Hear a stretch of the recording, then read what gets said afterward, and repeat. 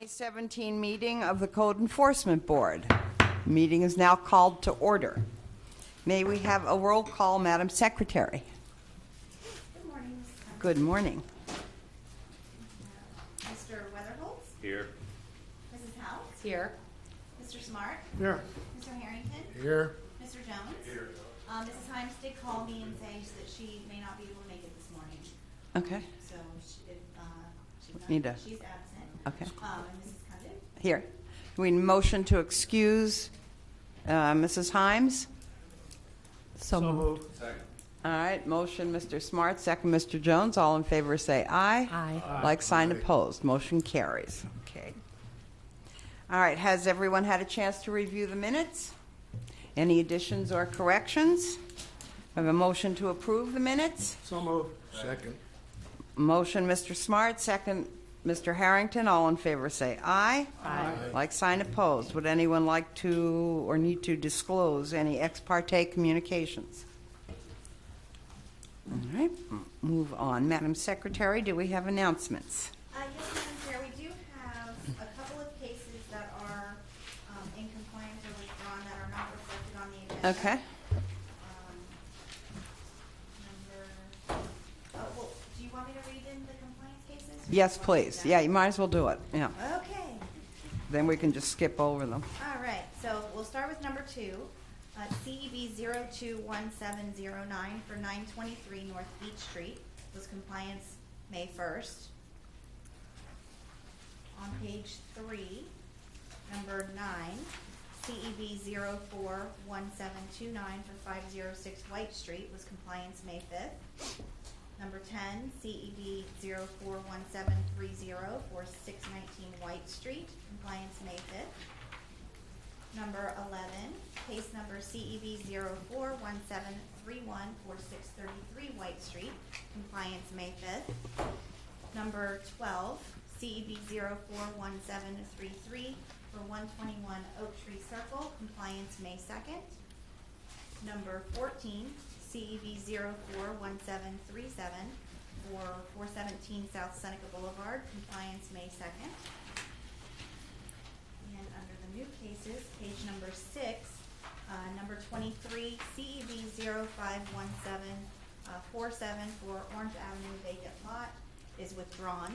I said What case number? CEB No, 05-1. listed on- Number 23. 23. I'm sorry. That is withdrawn. On page 30, I'm sorry, on page 8, number 30, CEB 051754 for 1019 Cozy Circles, compliance May 4th. Page 9, number 35, CEB 051759 for 735 Mason Avenue, compliance May 11th. That for this day. And I believe that is all at this time. Okay. All right. Would code officers please come forward and be sworn in?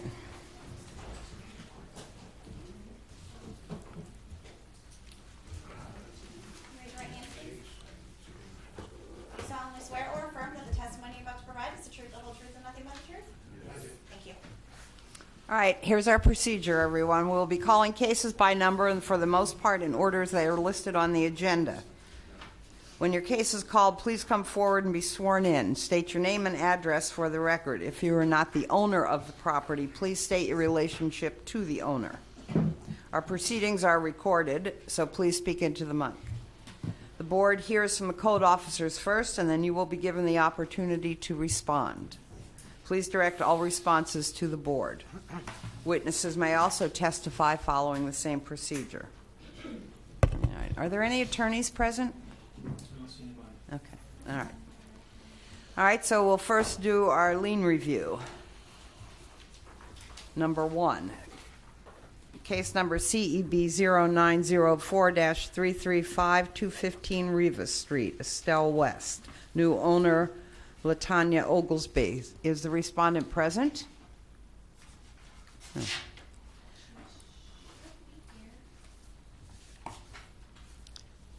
right. Oh.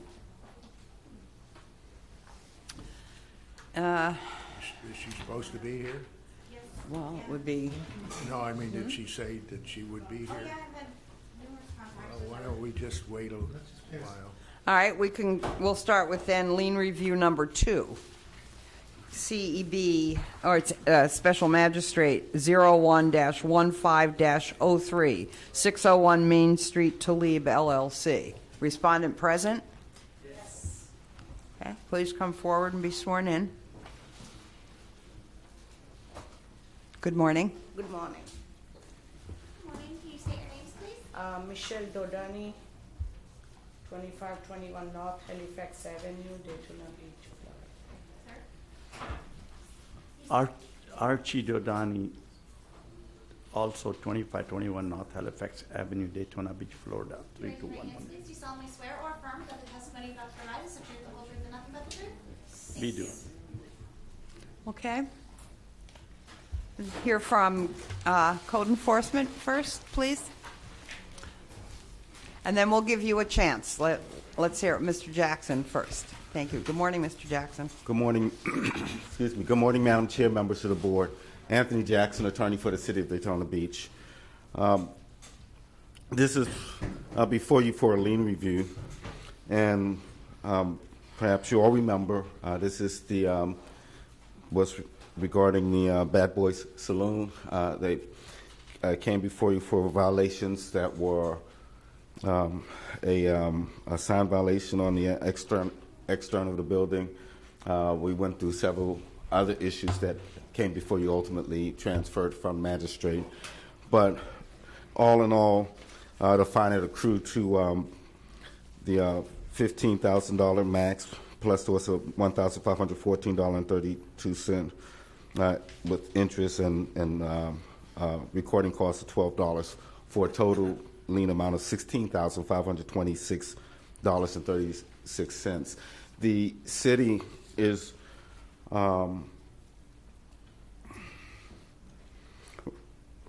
has saw the response of the owner and saying that he was the lien holder. You may recall, though, that this is a situation that extended far deep into beyond even the bike week, which was one of the concerns they had at that time. The city does acknowledge and recognize he was the owner, and he had a lease. I said lien holder, I meant lease. He had a lease lessee that was in the property that was a difficult lessee. Nevertheless, he really never followed through, at least from the city's perspective, on actually evicting. And there was no promises ever made from the city of anything that we would do concerning the lien. We are giving consideration in the circumstances, and the city's request is that the lien be reduced to 50% of its value, so to $8,000. I guess to make it as even as I can, $8,250. Okay. Does the board have any questions for Mr. Jackson? No, I have questions. Okay. Please come forward. We'd like to hear from you now. And we've been here for 43 years, and we have been a good citizen, and we tried everything to get rid of this bad boys. And Jim Morris was representing us. We had a proper lease, which was prepared by Jim Morris. He was going to represent, but now since he's working with the city, so it's a conflict of interest. Correct. But he was supposed to help us in this case, and it's not our fault. I think whatever should be the minimum, if there is any, should be for the lien, but not 50%. It's not our fault. And we tried, and not only that, once he's out, the whole city is happy, the court is happy, even Mike Chitwood, was thanking me. He said, Archie, thank you very much. I'm so glad that you got rid of him. So I think I have made everybody happy by getting rid of this animal. So please, I beg you, we have done our duty, and now it's in the hands of. When did you finally evict your tenant? Immediately we did. Jim Morris was doing it every time, and he was also, he already put the lien waiver, but after that, he joined the city, so he I said- understand. He's joined the city, so obviously he cannot help me. Right, and now, I today. understand. Yes. And basically, it's not our fault. They had a proper lease, it's not, and it was prepared by Jim Morris also. How So we long have- was he a tenant? I think 2 or 3 years. Okay. And we tried our best to get rid of him. Mm-hmm. And I lost a lot of money. Whole year I did not get rent. Till today it's not rented. Mm-hmm. And I am really in trouble. And I have done my best and made the city and everybody happy. Okay. All right, any questions Yes, from the It board? may be a matter of language, but sir, you own the property. Under our law, you're responsible for the condition regardless of what you put in the lease. If that person violates the lease agreement, you're responsible. So you are at fault, and that's why you're here. Now, did you do it yourself? No. Did you want it to happen? No. But let's stop saying you're at fault, because you are responsible. That's what we're here, why we're here, because you are at fault. And as far as what you didn't do it to make the city happy. You did it to comply with the law. And this may be a use of the language, I understand. But really, when you lease out property, you have to watch your tenants and see that they comply with the law. Otherwise, it comes back to you, which is exactly what happened. So I just want to make that statement. Okay, any other comments from the board? Go ahead, Mr. Jackson. One of the other things I didn't point out, I think, would be relevant to understand is that the violation was a banner and outside storage, and the owner, just as well as the tenant, could have gone and resolved that. I mean, he had the means and ability to resolve it, but nevertheless, it ran to its maximum. So, but all in all, our recommendation remains the same: $8,250. Okay. All right, if there are no other comments, the chair will entertain a motion to reduce the amount of the lien to $8,250, subject to be paid within 30 days, or the fine will revert to the original amount. Is there such a motion? So moved. I have a motion from Mr. Harrington. Do I have a second? Second. Second from Mrs. House. All in favor say aye. Aye. Aye. Like, sign, opposed. Opposed. Roll call.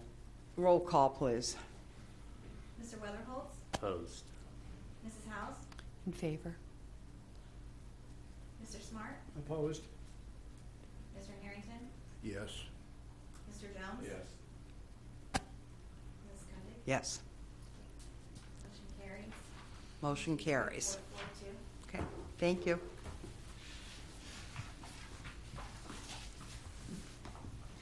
That's it. You can talk to, okay. Madam Chair, I don't know if you actually announced, I may have overlooked it, that payable in 30 days. Yes, it was in the motion. Okay? Is it possible to get payment plan? You'll have to talk to the city.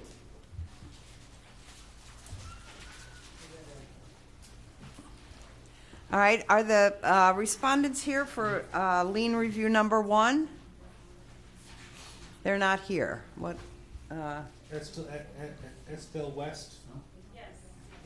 Oh, okay, please come forward. I'm sorry.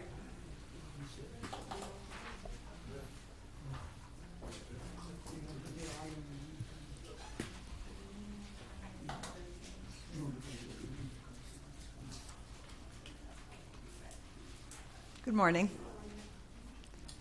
Hold on one second. We'll get you sworn in. So, we'll be in touch afterwards.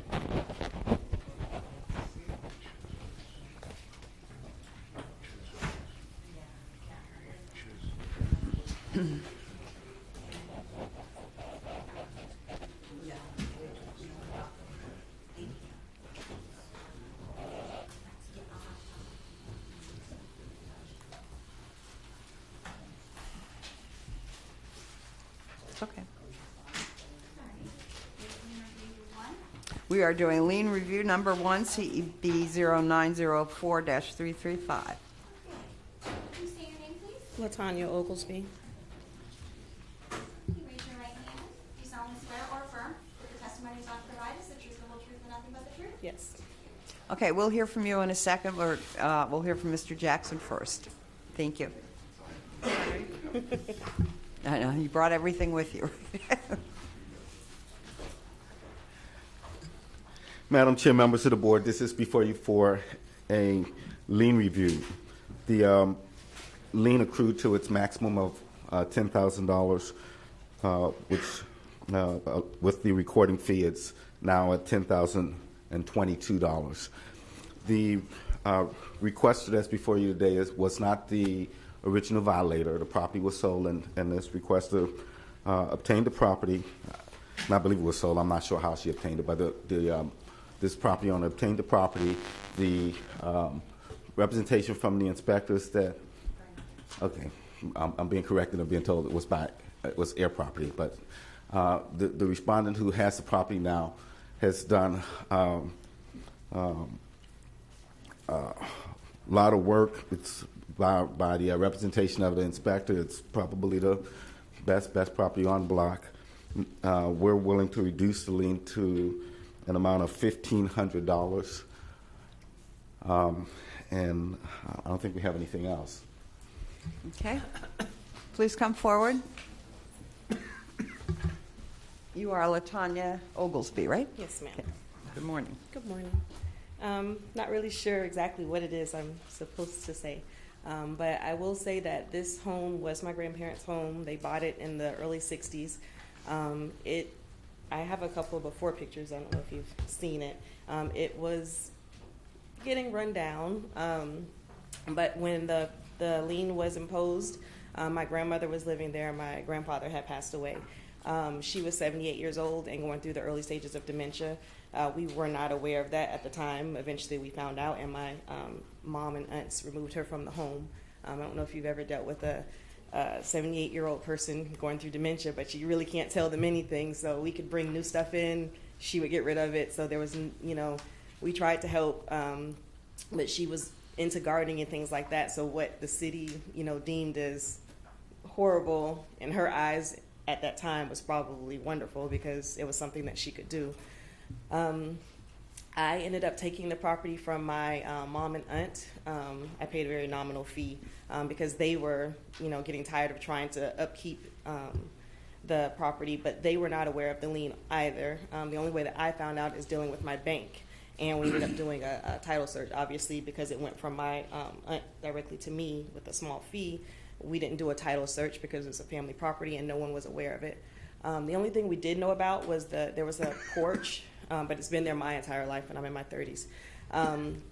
And my mom, once the city told her about it when she owned the property, she got the porch removed. That's part of what the paint. One of the things they said was the paint was chipping. Well, they took off the porch and it was connected to the front of the house, so it was a different color.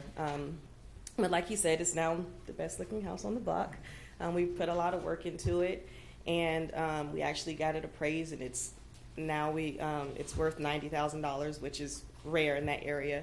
And as long as it's in my possession, it's going to stay like that. So I would hope that you'd reduce the lien greatly or altogether. But as you saw, it does look a lot better. And Do you live there? yes, Okay.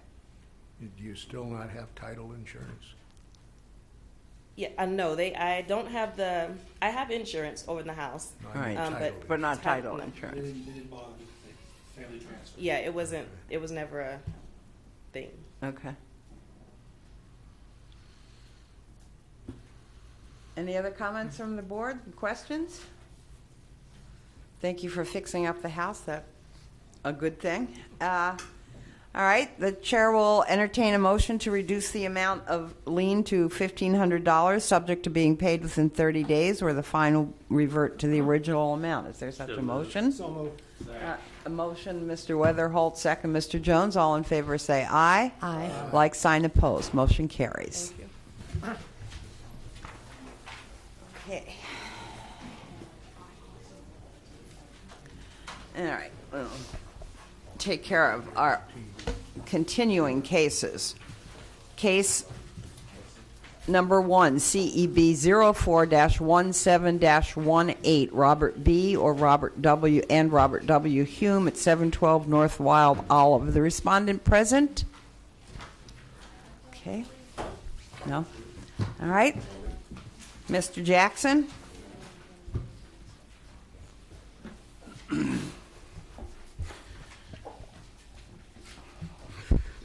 Madam Chair, members of the board, this case is before you for imposition of a fine. The inspector is LaWanda Davis. The inspector reports that the respondent has made great progress in the dealing with the violations, but they're not complete, and so she is asking that this be amended to the next cutoff for them to get this property finally into compliance. And I tend to Ms. Davis if you have any factual questions about the property. Okay. I have some questions. Last time I remember we talked about the homestead issue. Has anything come back about that? We were going to find out the respondent evidently was claiming homestead but didn't live there. I think Mr. Garcia came in at the end of the meeting. He and said did. It was reported. So it was reported that. To the Volusia County Property. Right. Okay. I don't know now. LaWanda Davis, City of Daytona Beach. My credentials Good are morning. on file. Good morning. Yes, it was reported to the Volusia County Property Appraiser for the homestead. I'm just waiting back to hear from that. Okay. In the meantime, Officer Jesmer and Denzel Sykes have helped me to get the building secured. The squatter's been removed, and it's on the trespass arrest list with the police department. Since then, the owner has cut the grass. I've seen a couple of contractors over there that are trying to remove things from the rear yard, so I believe with a little bit more time, you'll see a difference in the appearance of the property. No one is living there now? That's correct. Okay. Is that a current pic? That's the 11th, that picture? Yes, that was this morning. And what exactly remains to be done? We have a few tires in the backyard. They removed a couple of planks from the side fence that was encroaching onto the neighbor's property. So he's working on removing that fence. I'm not sure if he wants to replace it, but he is removing the broken part. And then he has some rugs and broken windows that are up against the house that he's trying to have hauled Fill off. me in. Is this the original owner? Or is this a new owner? Original owner. And this has been going on since December. How long does it take to remove some tires and rugs? Well, we didn't have any correspondence with him for the first couple of months. I've just been in contact with him since the last board meeting, and I've actually met him on site with one of his representatives about doing something with it.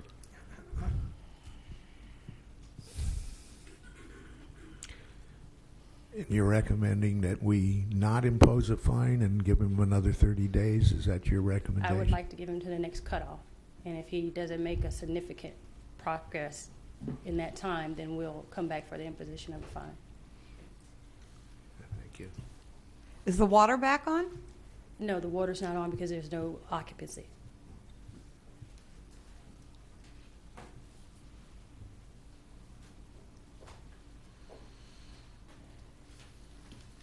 Okay. But the building is secure. That's correct.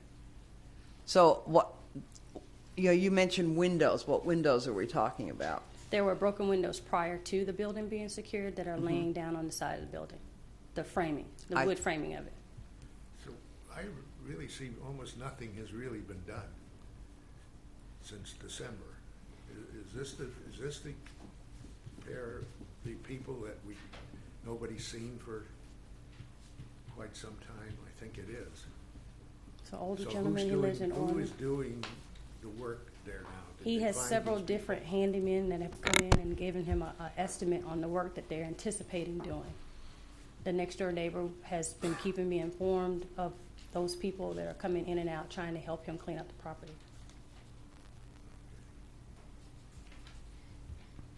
Is the owner out of state or? No, sir, he lives in Ormond Beach.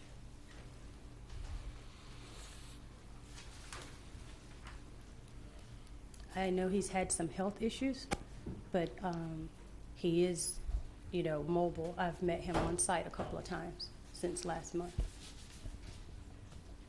Go ahead, Mrs. House. Did you want to say something? No.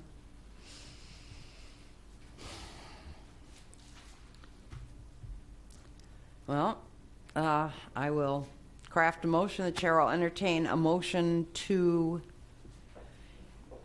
impose a fine of $100 per day against the respondent effective today, May 11th, and continue until compliance is achieved or reaches a maximum of $10,000. Is there such a motion? So moved. Motion by Mr. Harrington, second by Mr. Weatherholtz. All in favor say aye. Aye. Like sign opposed. Motion carries. All right, case number 2 is in compliance. Case number 3, CEB 04-17-15, Norman Riley at 340 Taylor Avenue. Respondent present. Mr. Jackson. Madam Chair, members of the board, you may recall the respondent was here at the last meeting. She had a challenge with a resident, or I guess a tenant, that was being very difficult to deal with. The property has since the tenant has been removed. She's put the property on a trespass arrest site. She is now working on the issues up for compliance. The inspector is recommending amending to the next cutoff. The inspector is Michael Fitzgerald, and I would tend to Mr. Fitzgerald for any factual questions regarding the status. All right, Mr. Fitzgerald. So the tenant is gone. The tenant was gone for 37 days. Michael Fitzgerald. Okay. My credentials are on Morning. file with the city. The tenant was disposed for 37 days. He moved back in. She had already put on the trespass arrest site. She started cleaning up, and she's going to have to evict the person now. I thought he was on the arrest. It was while he was gone. We thought he had left. But he moved back in. Yes. Did they arrest? The tenant's been arrested? I mean, whoever he is now, not a tenant. He went to jail for 37 days, and then when he got out, he came back Did he in. have a lease? No. No, he's a tenant at will, correct? Yes. She's doing an eviction now. So she's going through the eviction process right now. Yes. And has she done anything to clean up the property? She was working diligently while Okay. he was gone. Can you tell me what she's done? She would put all the trash out. She would call me up. I'd go by, take a picture of it, send it. It would be picked up within a day. And then I said just wait as we put stuff out so that it doesn't get overwhelming. Right, so they pick it up. Right. Yeah. Help me understand, if he was on the arrest list, why can't he be rearrested? Ms. House, apparently even the understanding of the inspector may not have been real clear. It appears that he was temporarily removed from the home involuntarily for an arrest. That doesn't terminate whatever claim of tenancy he may have. So if he had some right of tenancy that required eviction, that right still remains. So him leaving and coming back is not something that we can remedy by arrest or trespass, but she'll have to remedy by eviction. I'll have to ask the inspector. I don't know whether or not she's actually started the eviction process, but what we typically do is when someone has to remedy by eviction, that's something that takes an additional step that they don't have any control over other than to take the action of getting it to court. Then we ask to give them more time to allow that to occur so they can then bring the property into compliance. So that would be the recommendation of the city. I wondered, your recommendation is how much longer? Well, we don't really know what the time factor would be, at least for the eviction to occur. But how much time would she need once the eviction is completed? 30 days. Okay, so it may be reasonable for us to look either to say next cutoff just so we can get some feedback on what's happening with the eviction process and ensure that she's taking the actions necessary, or we can give her to the 60 days to see if it's all accomplished. Okay, I have another question. I remember when she was here that she talked about being somewhat fearful of the tenant so that she couldn't work on the property or wasn't able to work on the property. I recall the same, Madam Chair, and that's why I'm saying and acknowledging that the need for an eviction is the Right, only real clear. means she has. So, Then who was doing this work without permits if she was so frightened of going on the property? what I recall from the last meeting is that apparently it was someone that the father, who is now deceased, had allowed to be in there, so he had some what would at least appear to be a lawful interest in being in the property, and apparently was doing things that were in violation of the code. And so her responsibility now would be to evict that person if they're not giving her the cooperation to allow her to make the necessary corrections. Okay.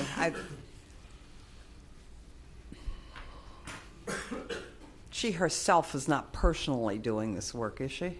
She's No. personally doing the work? Yeah, she brought some. Okay. Yeah, she was out there cleaning up along with some helpers. So she does have help. Yep. She still has no permits. No, there was nothing. It's just trash. It's all behind those fences. Although it said fence installed without permit on here. Yeah, there was a fence he had put up, but he put removed the it. fence. Okay. Yeah. Okay. Well, Chair will entertain. Any other comments? Chair will entertain a motion to amend the previous order of noncompliance and allow respondent until the next cutoff date, which is May 31st, 2017, to come into compliance and be returned to a subsequent meeting for consideration of a fine of up to $1,000 per day until compliance is achieved. Is there such a motion? So moved. Motion, Mr. Smart, second, Mr. Jones. All in favor say aye. Aye. Like sign opposed. Motion carries. Okay, thank you. All right, we'll move on to case number 4, CEB 0417-20, Irvin White. Mr. White here? Please come forward and be sworn in. Good morning. Good morning, how are you? Good, thank you. Good. Morning, can you say your Morning. name, please? Irvin White. You raise your right hand. You solemnly swear or affirm that the testimony you're about to provide is the truth, the whole truth, and nothing but the truth? I don't swear, but I will tell you the truth. Okay. Okay, we'll hear from Code, Mr. Jackson, and then I'll give you a chance to talk. Madam Chair, this is a circumstance where we really don't know. We hadn't had any follow-up with Mr. White. You may recall we're back before you today for a progress report and determination of compliance date. So we'd like to hear from Mr. White what progress is being made and what he plans to do. You may recall this is a property where I think he was taking it down the foundation and then building up. So. Okay. All right, Mr. White. Okay. We wasn't taking anything. That was a fire-burnt job. We wasn't tearing anything. That was a place that caught fire. Mm-hmm. And we've been getting plans and paperwork to remodel the place. Mm-hmm. And we got the letters to move the debris, the cars, and everything outside. We've done all that. So the only thing we was working on now is all the paperwork to get the permit for to start doing the remodeling. When do you expect to start doing that? Well, I got all the paperwork that the contractor gave me on the list to turn in for the permit, which I got the last one yesterday, which took 3.5 weeks for the survey. And I have it right here with me now. And I will give this to him on Monday, because I don't think he's going to be back in town until on Monday. He told me to check with him on Monday, and I have everything in this package ready to hand to him. Okay, and then that goes to permits and licensing? Yes, ma'am. Now, I remember that this had to go before the redevelopment board. When will that happen? Do you know? I don't think it was the board, it was just the Oh, it just has to go to the redevelopment department for approval? Right. Okay, okay. Could I ask a question? Yes. You had tenants in it when it Yes. burned down? Yes. Is it a multifamily unit? Yes. Is it zoned multifamily in the area? Is it zoning properly for multifamily? Yes.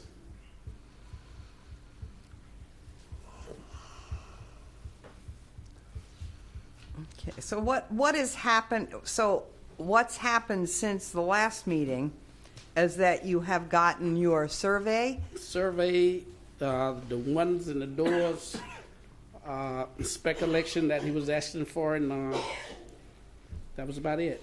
Okay. in the survey one that really took a long time to get. Yeah. Okay. Wouldn't it have a designation someplace on here that it was multifamily versus single family on the documents? You mean on the permitted documents?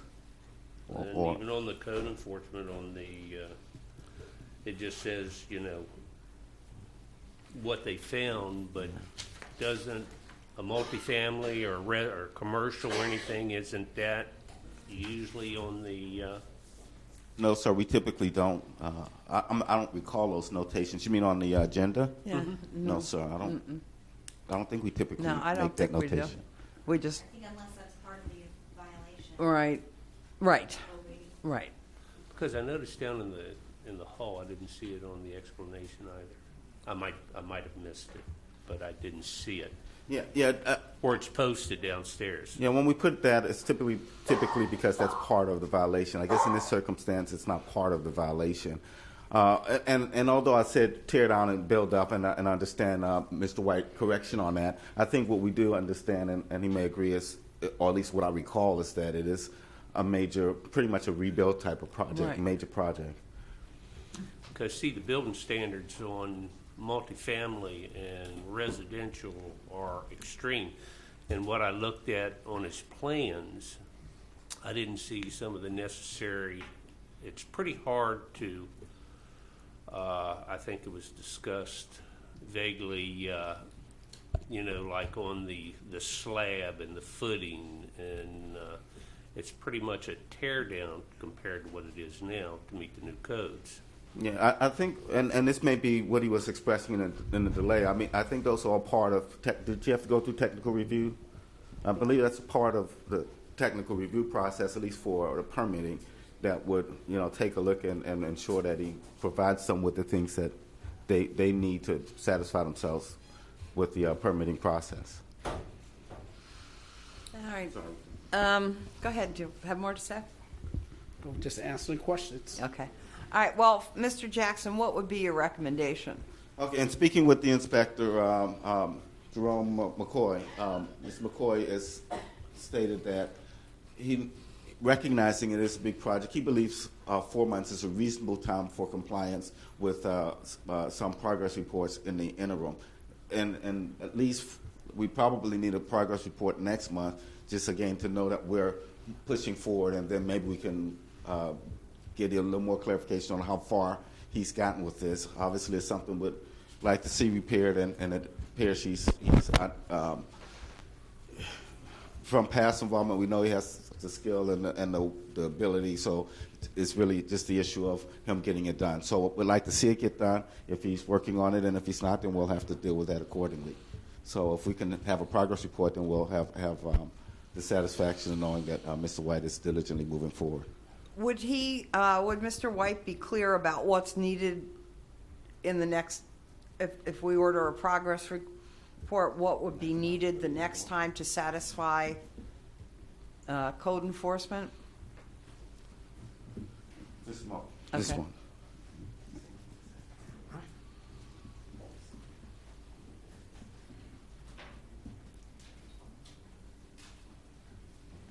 Yeah, I'm not sure I understand the question in the sense of what he needs to satisfy code enforcement. I think, you know, that's kind of, he has his I know a plans. progress report is kind of open-ended, and here's what you have been able to do, and here's what you haven't done. So I get that, but I just I'd like to and maybe see, if I think of it a different way, maybe what you mean is from the whole permitting process that everything that's necessary is done, and that he's actually Right, moving exactly, forward on his exactly. plans, as Mr. Weatherholt is bringing forward. Right. and that's why I think we should set a completion date and have progress reports, and if the progress report doesn't indicate that we're going to make that completion date, we can always change that. But if we see no progress, then we can address that issue too. I concur. I think that there should be some kind of progress report. 4 months is a little bit long, I believe. For progress or for the total project? Well, the project could take a And- while. and that was Right. our I point, understand yeah. Right. that, but Yeah. I think Yeah. the board definitely needs a progress report Yeah, our recommendation would be a progress report next month, just so Right. that we know Okay. where we are until we can really know the full extent of the project. I mean, we believe 4 months is reasonable, but like I think you were pointing out, until the plans are solid and approved, you really don't know Right. the reality. But until we have a completion date, I don't feel comfortable that Well, at any, the progress report has to show progress. It's not just a report. It has to I show think that's what I was progress. getting That's at. why I'm concerned that the progress doesn't happen. but if we just ask for a progress report and we're not satisfied that progress is moving, then what would our next step be? We would you would have A to. compliance date. Right, and what you feel would be a reasonable time for them to get it remedied. Perhaps, I know that Mr. White is only answering what he's been asked, but I know he's been doing this for some time, and maybe he has a thought on how long Okay. this should All take, right, and yeah, I'd be let's hear. willing to hear from him. The only thing we was waiting on is to get the paperwork to do the job. I didn't much want to go out there and start taking the building apart until Well, we get the permit. good. 'Cause we Yeah, don't that want would any just make trouble more with the city problems, about right. it. Okay. So what we was trying to do was trying to get all the paperwork that turned in, which is out of my hand. But the contract have to do that. And then I'm pretty sure we'll get a crew of guys out there and we'll have the place looking decent on the outside. It won't be completed on the inside, but we'll have the trusses up on it, the shingles up on it, and we'll have Right. getting ready to put the That stucco would and be stuff on it. progress, Yeah, right? yeah. Here's my Yeah. question: What should we see different in the next? If we come back here next month, what would you expect to be able to tell us that would be different than right now? If they don't hold this permit up, I'm expected to have the trusses up on the building, getting ready to put the shingles and stuff on it. So that's minor stuff to get done. Might By seem like next a lot month, to, you expect that to happen? well, it's depending on whenever they hand us the permit Right. on it. And that's the only thing holding us up is getting everything we need for the permit. So when we get that in our hands, we'll be able to go to work. We ain't gonna say we're gonna be working on it like wildfire, but I want the place looking better myself. Once you have the permit, how long do you feel it would take you to actually complete the project? At least complete the whole progress, the whole building. Yeah, yes, the Well, completion. what I intend to do to the whole building gonna take me a minute, but just to get the building looking like a building sitting in the neighborhood ain't gonna take that long. At least Right. 2 months. Satisfying the code requirement, Yes. the code violation. Yeah. Well, I Outside. want to have the whole code violation taken care of because I want to completely remodel the whole building, not Right. just the part that damaged. Right. I want to do the stucco all over the building, the drywall all the way through it. Don't Right. have drywall in it. So I guess basically want to rush and get the roof on the building, make it look decent, get rid of that black looking on the outside. Then we then work slowly with the inside, with the sheetrock and all that stuff. Right. But I can't stand here and tell you I'm gonna be in the Wi-Fi for its financial No, getting right. that building completely Yeah, right. redone. No, 'Cause yeah. with the hurricane, Right. I have other property that people are living in that I'm trying to fix back up. Mm-hmm. So I just can't stay there and work on that one project, but we will make it look better for the neighborhood and continue to work on it every month. Okay. Any? I think go ahead. that, and he's right, he's kind of at the mercy of the city. Depends on how long it takes for the plan review and to go back. So, but I think within 30 days, I don't know any reason why the city shouldn't have something, that's a reasonable amount of time for the city to go through the plan review and everything, and if he needs to make any corrections on the plans or Yes. whatever. But 30 days should be adequate to come back and to let us know what progress he has. Yeah. Now, the question is, do we want to issue a compliance date? That's That's up the to question. the Yes, board. it is up to us, but- He is out of compliance. All right. Any thoughts on that? Throw a motion out, see what passes. All right.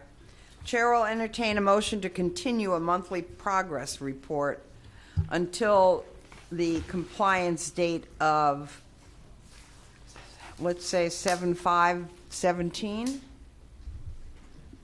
Till, that would be July. So moved. I'll second that. All right. We have a motion from Mrs. House and a second from Mr. Weatherholtz. All in favor say aye. Aye. Like sign opposed. Motion carries. Okay, thank you. Thank you. All right. We'll move on here to case number 5, CEB 041-17-25, Robert L. and Gloria Long. Respondents present? Okay. We still have a quorum. We'll just keep going. Yeah. All right. We'll hear from no respondents.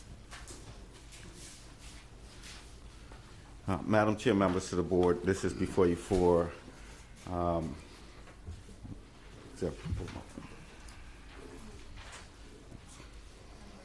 it's number 5 for imposition of a fine. The inspector is Jerry Sanders.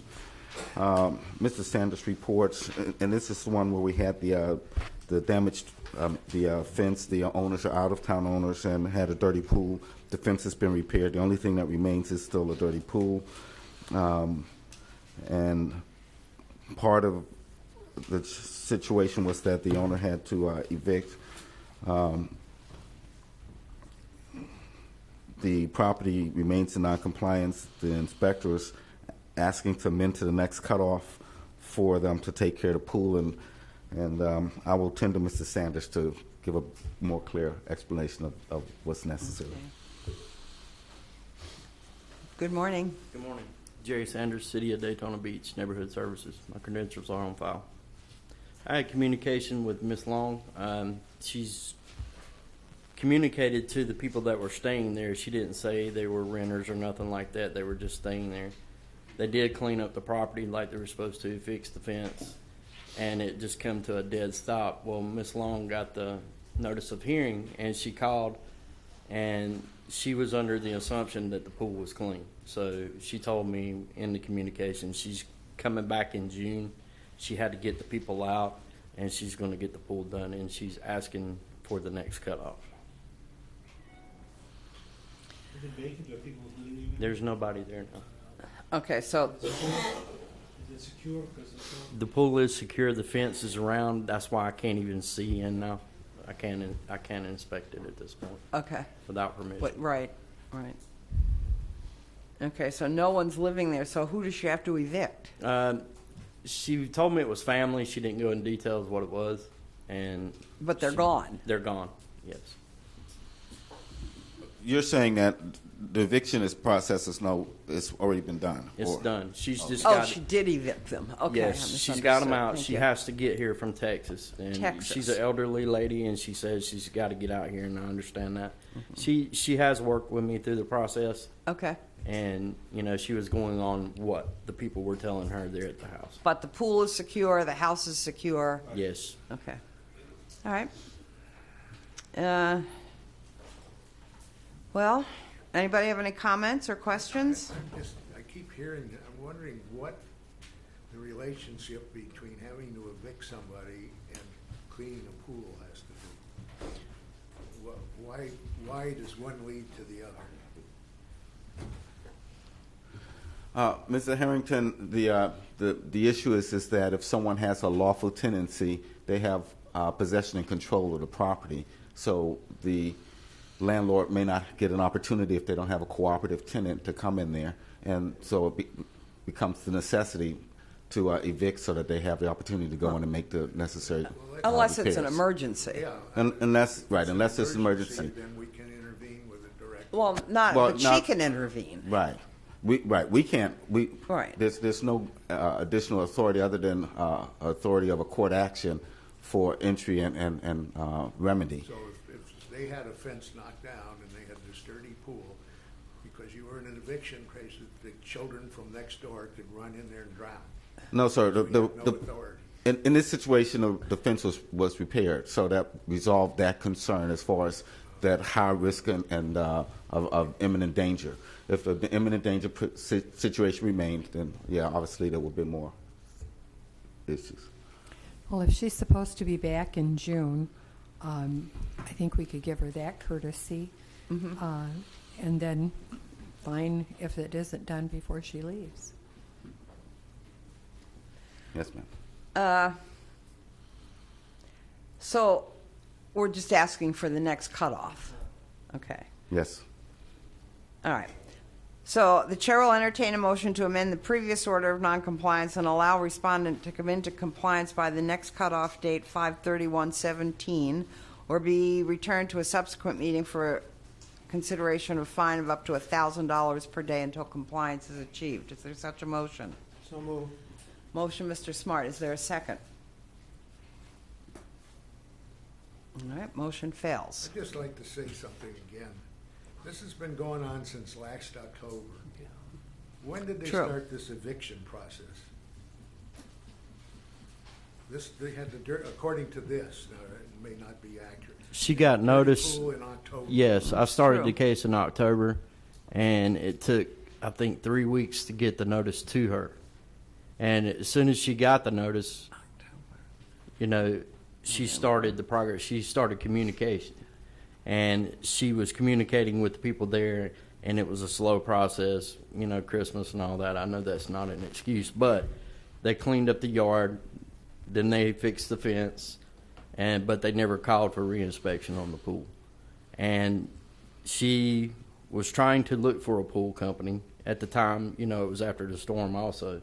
She was having a hard time, and I gave re-inspections as long as communication was there, and gave her opportunity to do that, because I'm trying to gain compliance. I'm not trying to bring her in and get the fine. So we lost communication in February, and then we missed February, March is when we lost communication. April we weren't here, so I had to get it to this agenda. That's why there's a long time lapse. Okay, so what will the motion be on this? Well, that's up to us to decide. Can you read I'd the like to hear your the comment. motion that didn't pass, that didn't. You want me to restate a motion? The one that didn't pass. The one that didn't pass. Maybe it'll pass Yeah, this time. maybe we can pass it now. You, It was just, I believe it was just to, amend Next- until the next cutoff. Right. It was May 31st. 5/31. yeah, just until the next cutoff. At which time we will consider a fine. At which time per day, $1,000 per day until compliance is achieved. That was part of the motion. Is there such a motion? Or, we did have a motion. Is there a second? I'll second. All right, second, Mr. Harrington. All in favor say aye. Aye. Like sign opposed. Motion carries. All right, moving on. Wow. Yeah, we're on page 3. We're not. Number 6, CEB 04-17-26. Peter Wakeman and Rick Singler. Respondents present. All right. Mr. Jackson. Madam Chair and members of the board, this is before you for an imposition of a fine. The inspector is Jerry Sanders. Mr. Sanders reports that he's had no contact with the respondents. There's been no changes to the property, and at least from an observation perspective, and now with it being boarded up, it appears to be an abandoned property. He's requesting that a fine of $250 per day be imposed to a maximum of $10,000. And I tend to Mr. Sanders for any additional factual questions.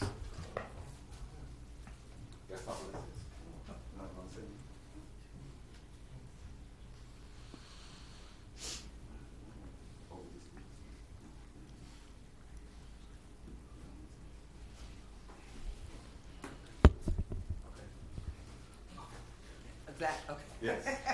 All right. The chair will entertain a motion to impose a fine of $250 per day against the respondent effective today, May 11th, and continue until compliance is achieved or reaches the maximum of $10,000. Is there such a motion? So move.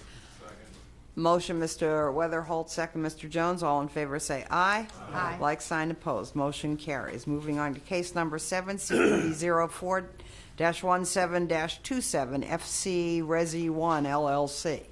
Respondents present? Okay. Mr. Jackson? Madam Chair, members of the board, this is before you for determination of imposition of a fine and a one-time administrative fee for not having a rental license. The inspector's Jerry Sanders.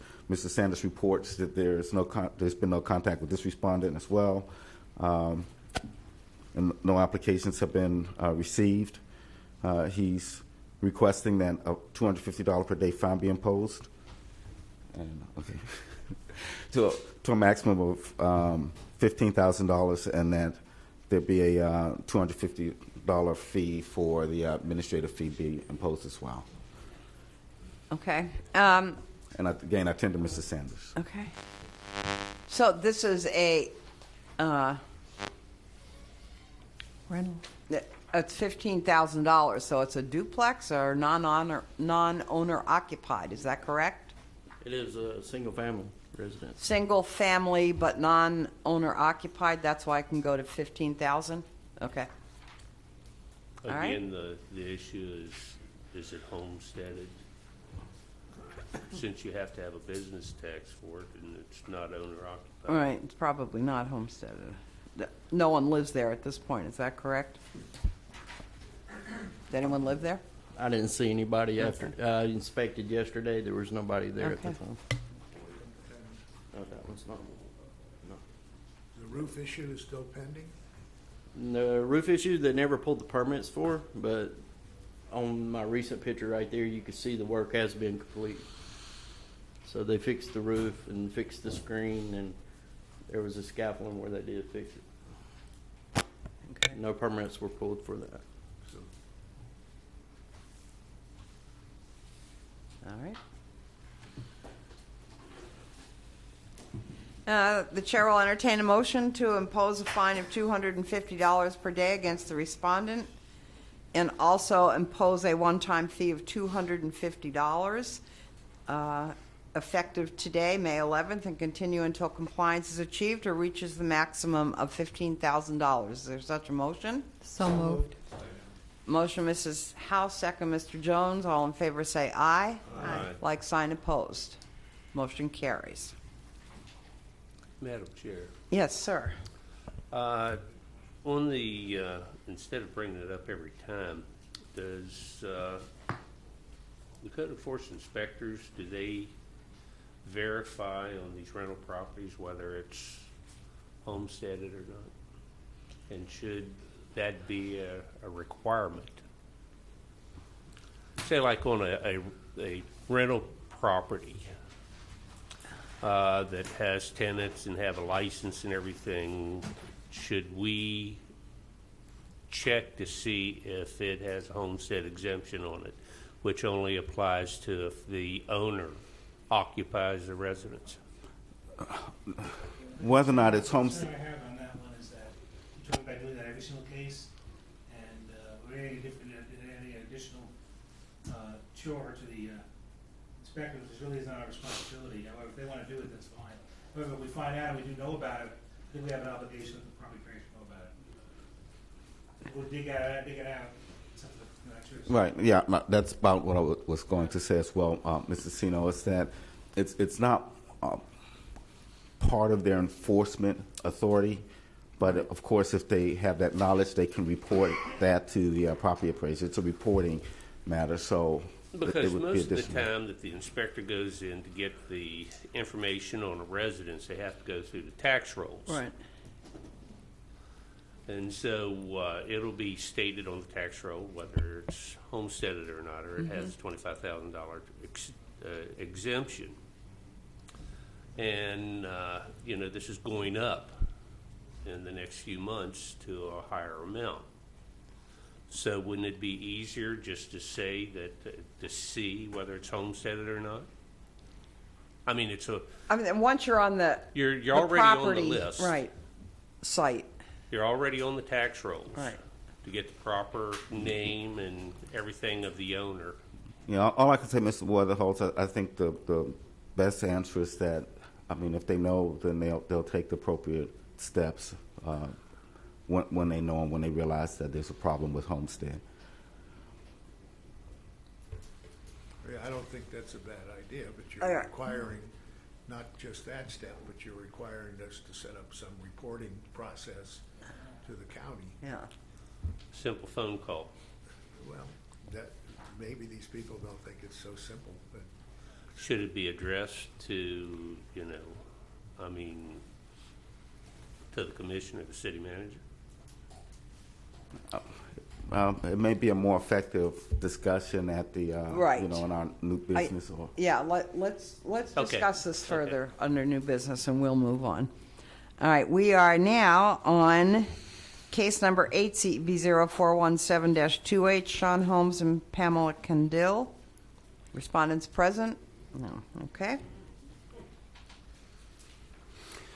Madam Chair, members of the board, this case is before you for imposition of a fine plus the $250 one-time fee for no business tax receipt. I think I said that wrong before. The inspector is Jerry Sanders. Mr. Sanders reports that this property, he's had no contact with the respondents. The property looks abandoned, and because of the amount of the extent of the violation, he's requesting a $500 a day fine to a maximum of $10,000.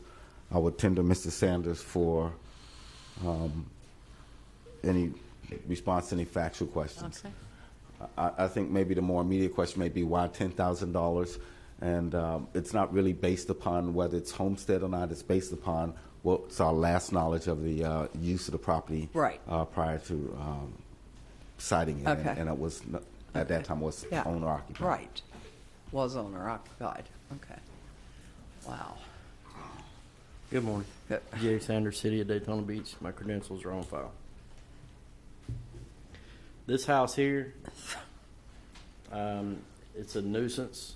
There were homeless people staying in the house, and you could see drugs and needles and stuff. We did have the property secured Okay, so the property is secured. at this time, yes. Mhm. But it is just a total mess. You walk into the house and you can see straight to the roof. There's nothing safe about this house. You can see holes in the floor, and it's more or less been a drug den. And that's a nice picture of it from way back, but the whole yard's trashed, and people were stealing power from the other neighbors and stealing water. And again, we have it secure now where that's not happening, but it's just Wow. it's, Okay. it's bad. That's why Yeah. I'm asking for the fine. Little editorial comment there. So you're recommending $500 per day? Yes, ma'am. To a max of 10, did you say? Yes, sir.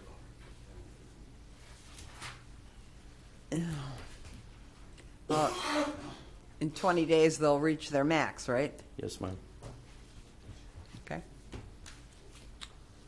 Have you had any contact whatsoever with Mr. Holmes and Candell? One of the owners has passed away, but the wife or the lady on the Pamela. record, I tried numerous times to call her and left numerous messages at the last hearing. No contact. I left her voicemails, and she wouldn't contact me back. So Okay. at this point, I feel like she's abandoned. So. Right. So That's as- what we're looking- As you that's- say, in 20 days, they'll have reached their max. Right. Nothing gets done. Right. Do we have any remedies? Would be out of our hands. but Right, out of do we our have a hands. remedy for that situation? Our new program. Well, the remedy becomes the only other remedy that the city has is, depending on the condition, it's either a circumstance where they can look and determine whether it's something that they're remedying by the demolition or at least the condemnation Yep. process. And then after the lien accrues for 3 months, also we have the remedy of a potential going forward with a foreclosure on the property. So I those believe would be the that- two remedies that are provided in law. I believe the city is working on a solution to that right now. Yeah, It's- these was are up before the programs. commission And and- some sort of additional board being created called the condemnation board or something like that. Is that a secret or? No, I just don't know enough about it to be the one to speak to it. But We can I address apologize. that at the end of the meeting too. What, if that's all right with everybody else. point. Okay. I'm just concerned Yeah.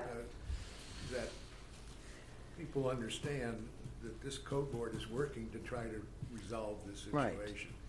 once we put a fine on here and it goes out of our hands, we're no longer responsible for seeing that that property is no longer a nuisance. It's got to go somewhere else.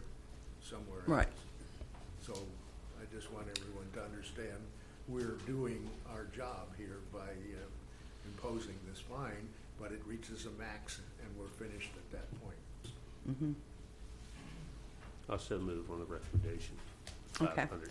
Chair will entertain a motion to impose a fine of $500 per day against the respondent effective today, May 11th, 2017, and continue until compliance is achieved or reaches the maximum of $10,000. So moved. Second. And there is a motion from, who was that, Mr. Smart, and a second from Mr. Harrington. All in favor say aye. Aye. Like sign opposed. Did we all, wait a minute. Oh, do we also need, I want to amend the motion Yeah. to impose a one-time administrative fee for the business tax receipt of $250,000. Is there a motion? 200. Well, that's good. Told you I didn't like that house. So did I miss something here? $250. Okay. Do I have such a motion to amend? So moved. Second. Motion, Mr. Harrington, second, Mr. Weatherholtz. All in favor say aye. Aye. Like sign opposed, motion carries. All right, the next two cases, 9 and 10, are in compliance. Run 11 and 12 in compliance. 13 we're on. CEB 0417-34 Binney Enterprises at 245 Tarragona Way. Respondent present? No, okay. Madam Chair, members of the board, this property is before you for imposition of a fine. The inspector is Daniel Garcia. The violation was working on the roof without permits. The property remains in noncompliance. As you see, this has been since September of 2016. The inspector is asking for a $100 a day fine to a maximum of $15,000. I attend to Mr. Garcia if you have any factual questions regarding the case. Any questions for Mr. Garcia? Okay, the chair will entertain a motion to impose a fine of $15,000 per day against the respondent. 100 a day. Getting awfully greedy. Oh, here we go. I get my thousands confused. The chair will entertain a motion to impose a fine of $100 per day against the respondent, effective today, May 11th, 2017, and continue until compliance is achieved or reaches the maximum of $15,000. Is there such a motion? So moved. So moved. Mrs. House? Second? Mr. Jones. All in favor say aye. Aye. Like sign opposed, motion carries. Okay. Let's move on to our new cases. Case number 15, CEB 05-17-39, Corfu LLC at 1136 Australia Avenue. Respondent present? No. Okay. Madam Chair, members of the board, the respondents were present. They had a circumstance where they needed to leave, and they spoke with the inspector. And the inspector is Daniel Garcia. This is before you for determination of compliance or noncompliance. And in their conversation with him, they stipulated to the noncompliance. So we're asking for you to make a finding of noncompliance and give them the next cutoff to come into compliance. Any questions? Chair will entertain a motion to find respondent in noncompliance and order the respondent to come into compliance by the next cutoff date, May 31st, 2017, or be returned to the board for consideration of a fine of up to $1,000 per day. Is there such a motion? So moved. Motion, Mr. Smart, second. Second. Mr. Weatherholtz, all in favor say aye. Aye. Like sign opposed. All right. Case number 16, CEB 05-17-40, Mainstay Healthcare Daytona at 252 Forest Lake Boulevard. Respondents present? All right, please come forward and be sworn in. Good morning. Good morning. State your names, please. Gay Durbeck. Jose Ortiz. Dearbeck. Sir, what was your name? And Jose Ortiz, O-R-T-I-Z. Okay.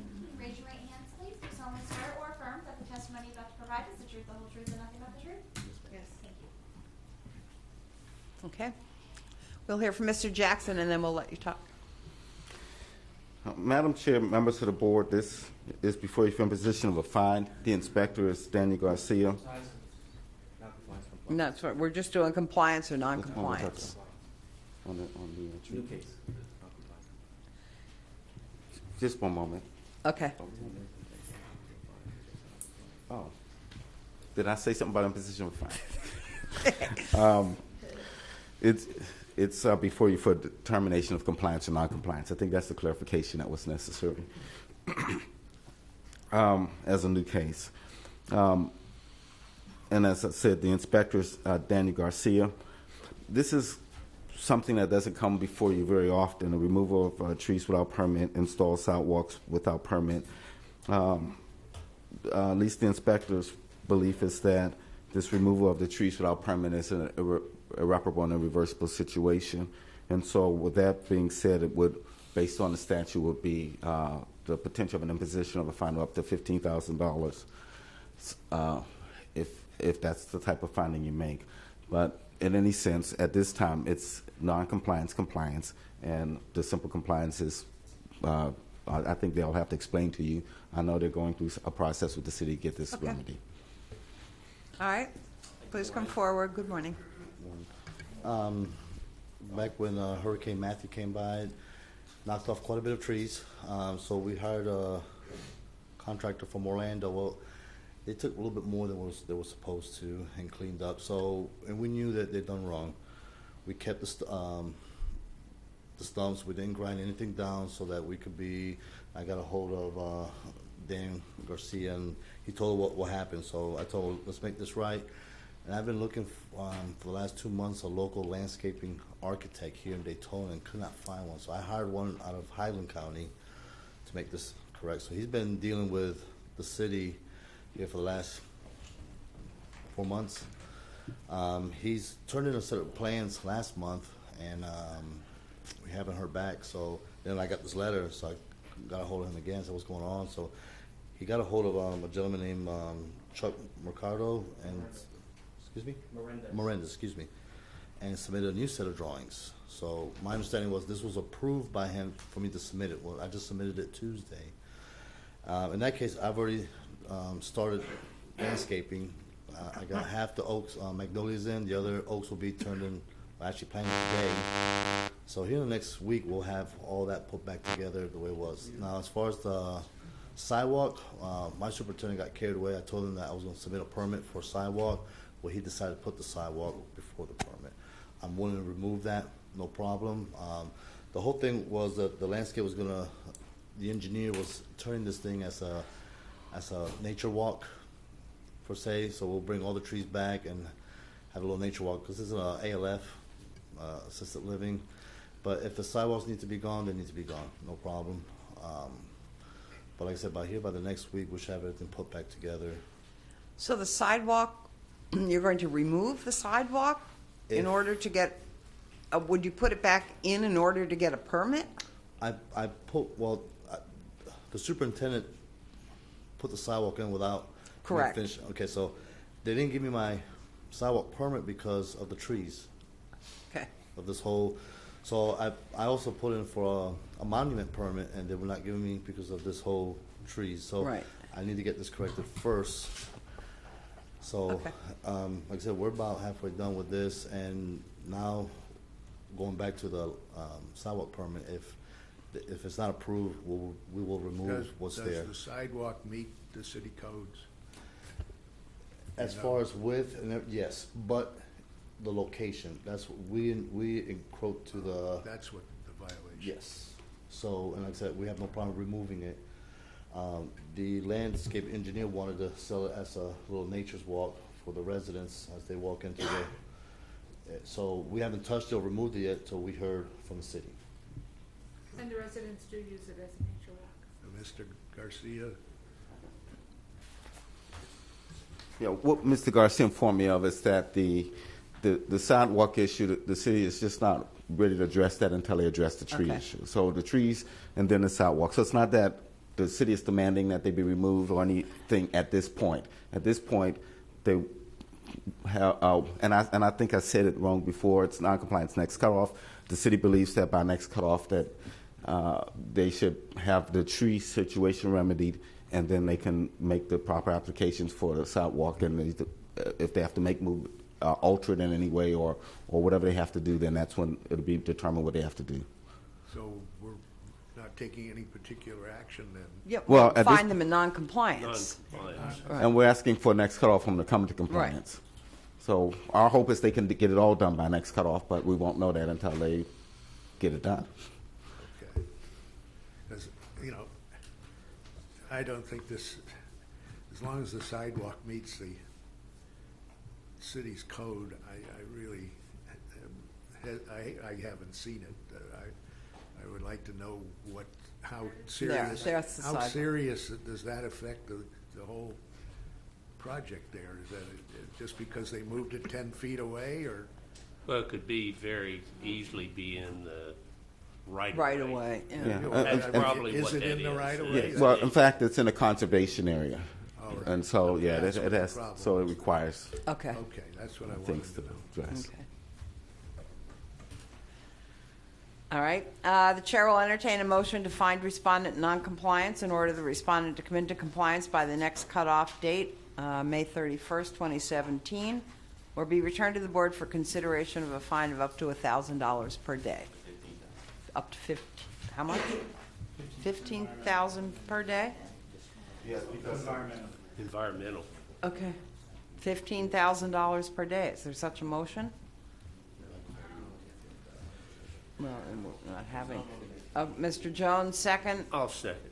Mr. Weatherholtz, all in favor say aye. Like sign opposed. Motion carries. All right, let's move on to case number 17, CEB 0517-41, Michael Malik at 1208 Sunland. Is the respondent present? Please come forward.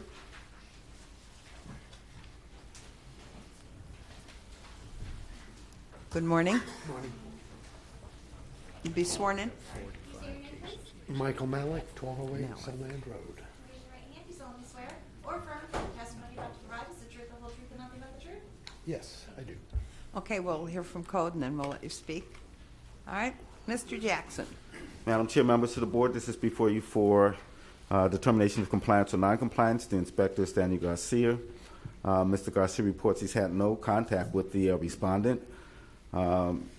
He's requesting that the respondent be in compliance, that you make a finding of noncompliance and that the respondent be in compliance by next cutoff. Now, I tend to Mr. Garcia if you have any questions of him. Okay.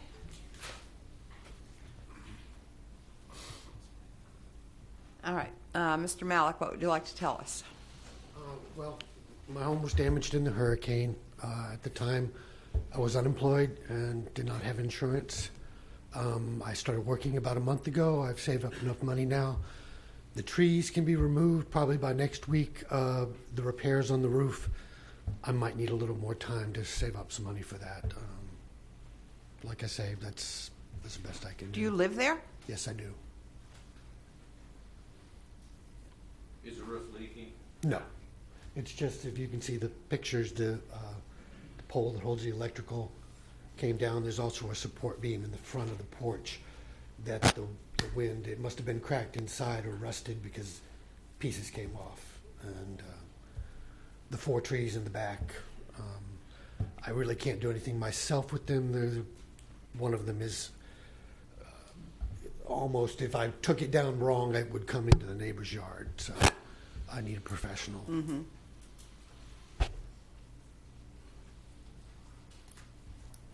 Okay.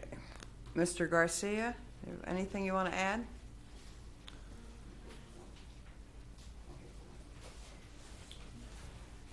Good morning. Good morning. Neighborhood Services Inspector Garcia, credentials on file. Basically, this is a HOA complaint, and it's in ongoing complaint that I'm still receiving, just stating about the tree in the back that needs to be removed. The neighbor has cut back as much as he can that went over on his property. And the only other issue besides that is, like it's shown, the roof that needs to be repaired and the electrical power pole that's actually bent over because it doesn't have anything to support it. Power mast there, I mean, that could be a hazard. Exactly. You know, at best, I'm surprised the power company hadn't said something. We had them out to look at it. And what, excuse me, would you come forward? What did the power company say? I didn't speak to them. My wife actually did. She said that they said that the power was fine. There was no interruption in service. It's just the actual pole was bent from the wind. So it's still up. It's just, as you see. It's hard for me to tell. I mean, it's a steel pipe that the wire comes out of, and it's still, everything is still intact. Nothing is broken. It just is severely bent. Because the way that it is, the power mast goes down through the roof, and that's to the mains power supply to the panel. I'm surprised it didn't dislocate some of the wires, but I mean, that's, if the power company thought it was a hazard, they would cut the power off. But you know, it's something that an electrician would have to. I guess I'm confused. It would seem, I guess it doesn't matter what I think, but what I'm confused about is that the power company doesn't see that as their property and want to fix it. It's not their property, it's homeowners. The pole is not their property? The pole on top of the house is what he's talking about, the power mast going into the house. That's on private property. That's not the power company's responsibility. That's the homeowners. Okay. I assume it would be fixed when a roof is fixed. That's a roofer would fix that. Is that right? No. No, electrician. Electrician is what I was told. Yeah, has to be. Would have to do that before the roof could even be. Because see, the power's going to have to be cut off in order to repair that. When do you think you'll be able to put the roof on? Okay. The new roof? Okay. All right. Okay. Do you have any timetable? Okay.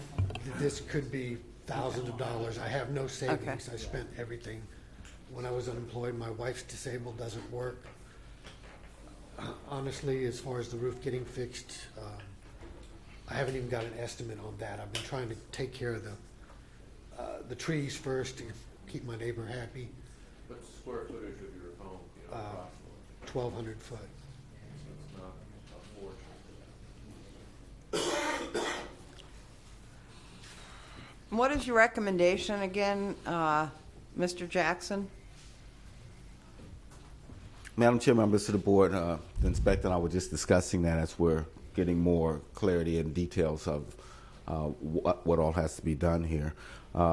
We had initially said next cutoff, but we believe at a minimum we probably should be requesting 60 days for the compliance, and the inspector's asking that he pull permits within the next 15 days. And 15? Yes. Okay.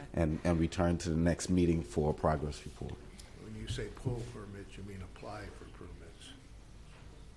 Well, the inspector believes he can obtain those permits within the next 15 days. Okay.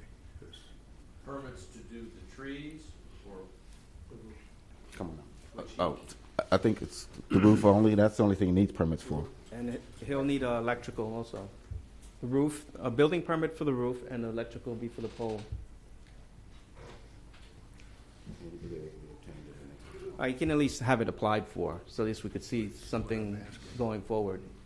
You know, because once it's under review, I don't know how long they're going to take to review that.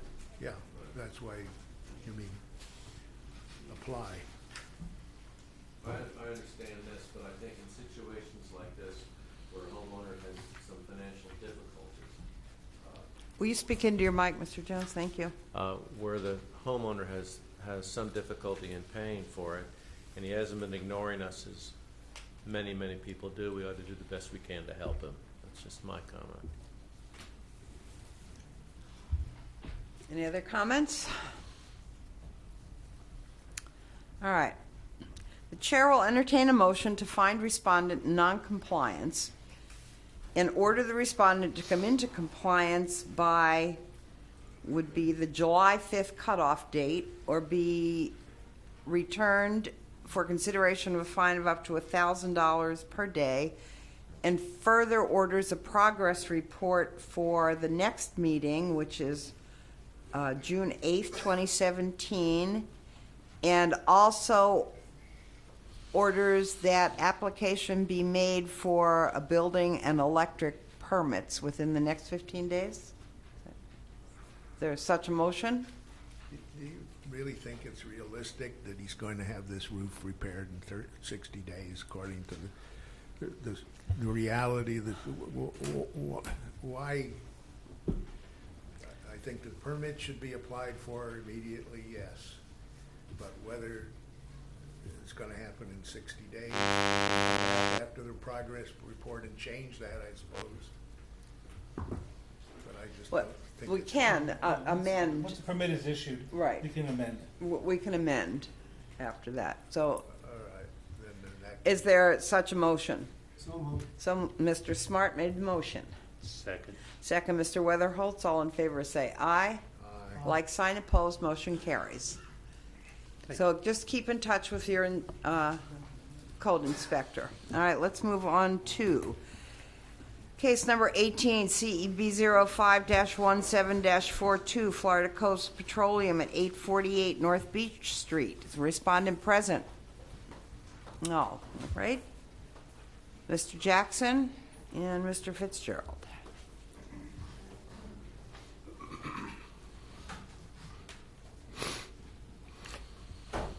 Madam Chair, members of the board, this comes before you for determination of compliance and noncompliance.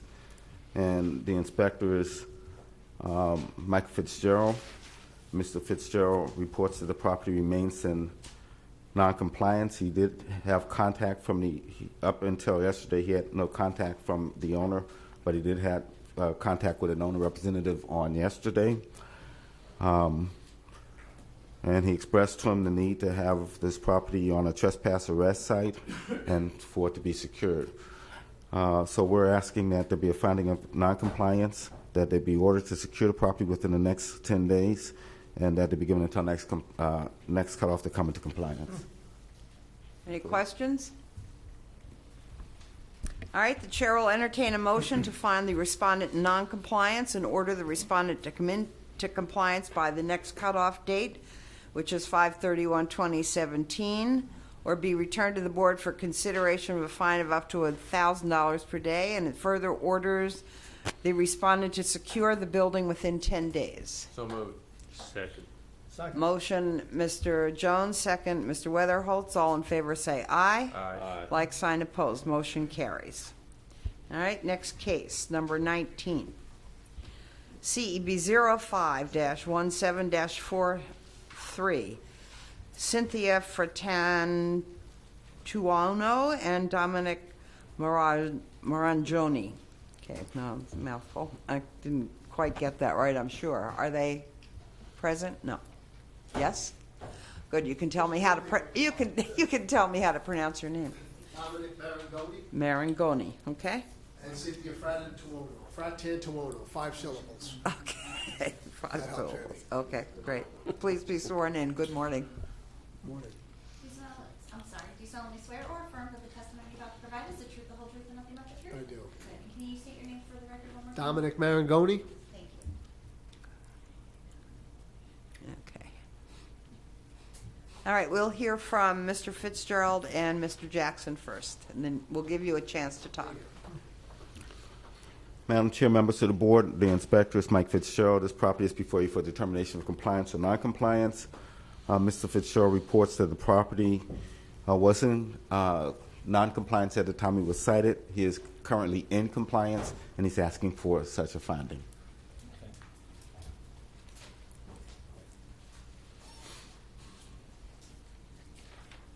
Okay, you're asking for what? He was in non-compliance at the time of he was cited. He is currently in compliance, so we're asking for the non-compliance compliance finding. Okay. All right. What would you like to tell us? Just to say, it is in compliance now, like you said. Boats removed. The only thing I was concerned about was my address is 755 South Ridgewood Avenue, which faces US 1. The back of my yard, the house was built in 1918, and the driveway it is the back of the yard. If my address is US 1, just the house sits catty corner to US 1, a major roadway, which probably the only house in the world that does that. But when the house was built, that is the only spot where you could put a boat or a vehicle in the yard. So that's why the boat was there. I didn't have any other spot to put the boat, but now I was able to. So I removed They're it. recommending that the case be dismissed. Right. Yeah. Don't say anyone's going to get you All in right. trouble. Okay. I learned that in law school. Skip what you say for to make things worse. Okay. You know, if you have an issue, you should Yeah, you already, you were in compliance, so, all right. Let's not ruin it. Thank you very Okay. much. All right, the chair will entertain a motion to find the respondent previously in noncompliance, but currently in compliance, and for any future violation, be returned to a subsequent meeting for consideration of a fine of up to $5,000 per occurrence and case be dismissed. To such a motion. Mr. Jones, motion? Second? Second. Second, Mr. Smart. All in favor say aye. Aye. Like sign opposed. Motion carries. Case dismissed. Okay. All right. Case number 20, 05-17-44. Mr. Elgali Elakram. Present? Good? Mr. Hopkins, right? All right. We'll hear. Please come forward and be sworn in if you're going to testify. Good morning. Good morning, Madam Chair, members of the board. My name is Joe Hopkins. I'm here to represent the property owner. Okay. You going to be testifying, sir? Possibly. Go ahead and state your name for the record, too. Gali Elakram. Okay. Do you solemnly swear or affirm that the testimony you're about to provide is the truth, the whole truth, and nothing but the truth? Yes. Thank you. Okay, we'll hear from Mr. Fitzgerald and Mr. Jackson first, and then we'll give you a chance to respond. Madam Chair, members of the board, this is before you for termination of compliance or noncompliance. The inspector is Mike Fitzgerald. Mr. Fitzgerald reports that this property remains in noncompliance. This is where the porch was installed. Then they sought permits, and they have and permits for paving the parking lot. And I think it's a parking lot issue that hasn't been resolved up to this point. But nevertheless, the property remains in noncompliance. And Mr. Fitzgerald is asking that they be given until next cutoff to come into compliance. And I'm sure Mr. Fitzgerald, along with Mr. Hopkins, could explain a lot better what status they're in. So I will attend to Mr. Fitzgerald. Okay.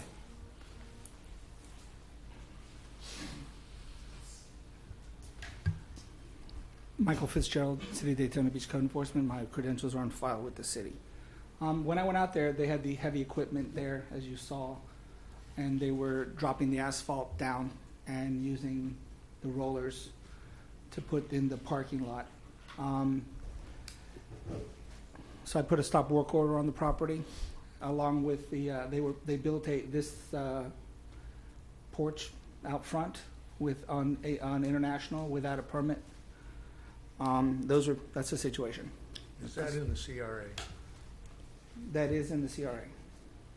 And were they consulted before any of this? No. Besides the lack of permit, were they consulted? No, that's usually how it works. They'll get a permit, then it'll be automatically consulted. Okay. So we have no one from CRA to represent them today?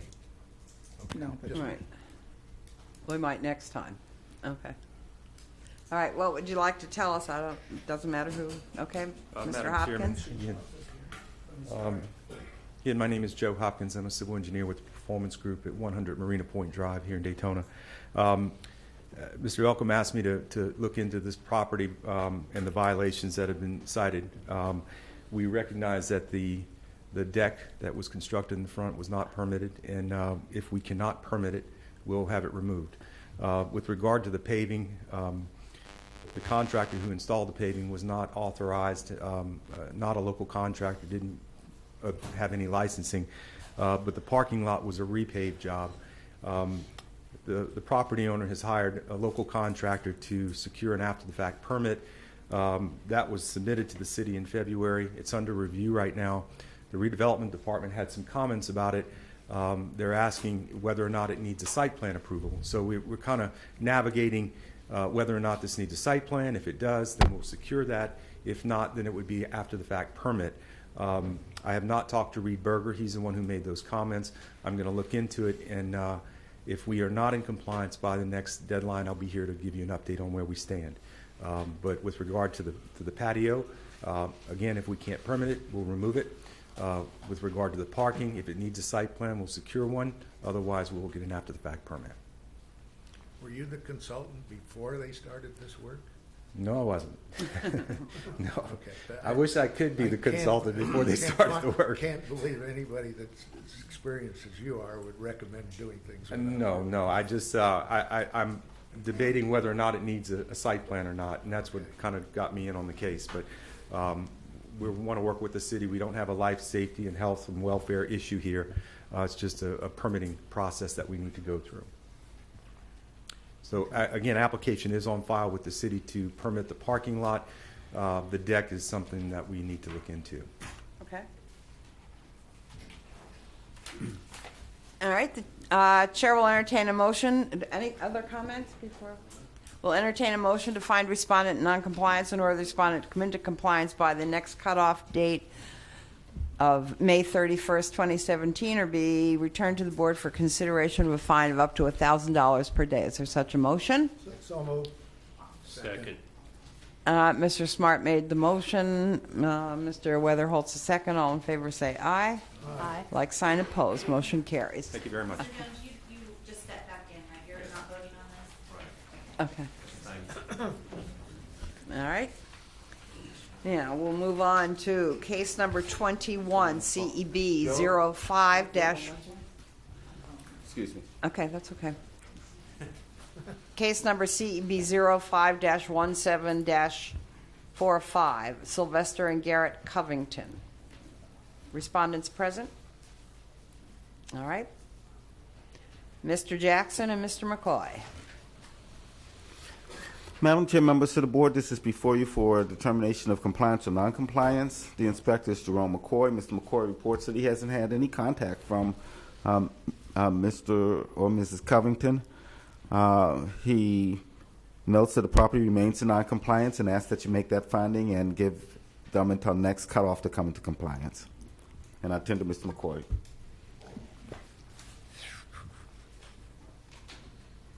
Okay.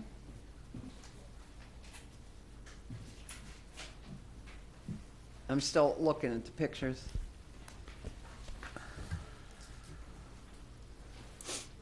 Question, the same question I had. Is this in the CRA?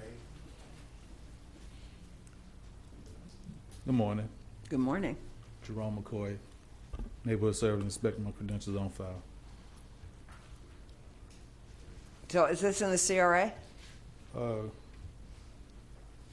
A CRA? Yes, it is. Yes, okay. The answer is yes.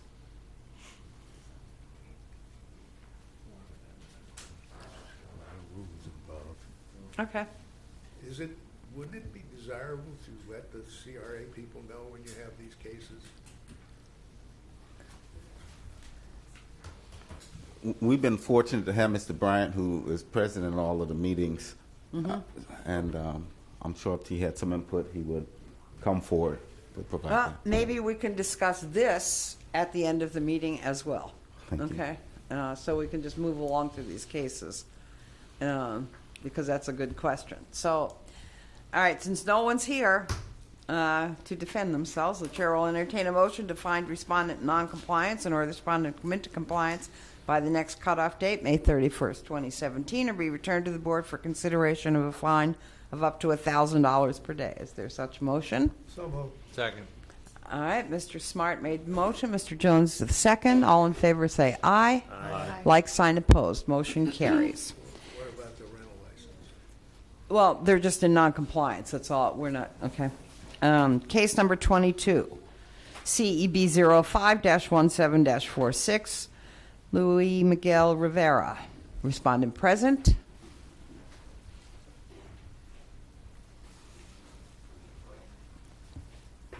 Good morning. Good morning. Please state your name and address for the record and be sworn in. Actually, my name is Phyllis Henderson. I'm representing my nephew, Luis Miguel Rivera. I live at 819 Dr. Mary McLeod Methuen. My nephew lives in Ridgecrest, California.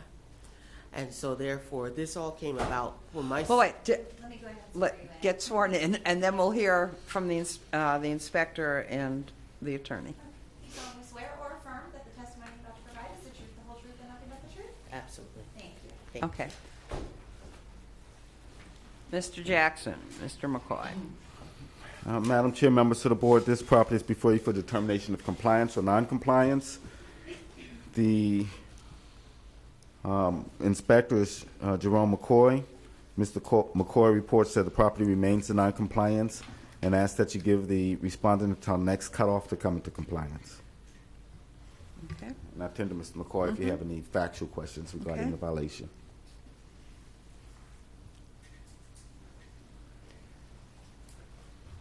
Jerome McCoy. Good morning. Is anyone living there? Yes, it is tenants and there's maybe 3 or 4 tenants. In So separate it's apartments. a multifamily property? Yes, it is. Okay. Okay. Any questions for Mr. McCoy or Mr. Jackson right now? Has the infestation been addressed? It's really nothing that I can see that's been done to the property. As far as exterminator being called in, I haven't really been in contact with the owner on giving me information on whether the infestation has been taken care of, along with any other structural issues that's going on with it. They still exist. Okay. Do you feel this is a health issue for the residents that are living there, or a safety issue? That's quite a possibility. With the infestation, I don't really know the extent of it. I just know the evidence that I've seen when I was actually able to go into one of the apartments. And as far as going in the second time, I haven't been able to go inside the place, so I don't know whether it's progressing or being reduced. Okay. For the time being, all right. Ms. Henderson, what would you like to tell us? Thank you. Excuse me, Mr. McCoy, what is the infestation? All right, just wait a second. You just tell us what you'd like to tell us right now. Oh, I'm sorry. Okay, that's all First of all, this is a family matter. What my sister is Betty Henderson.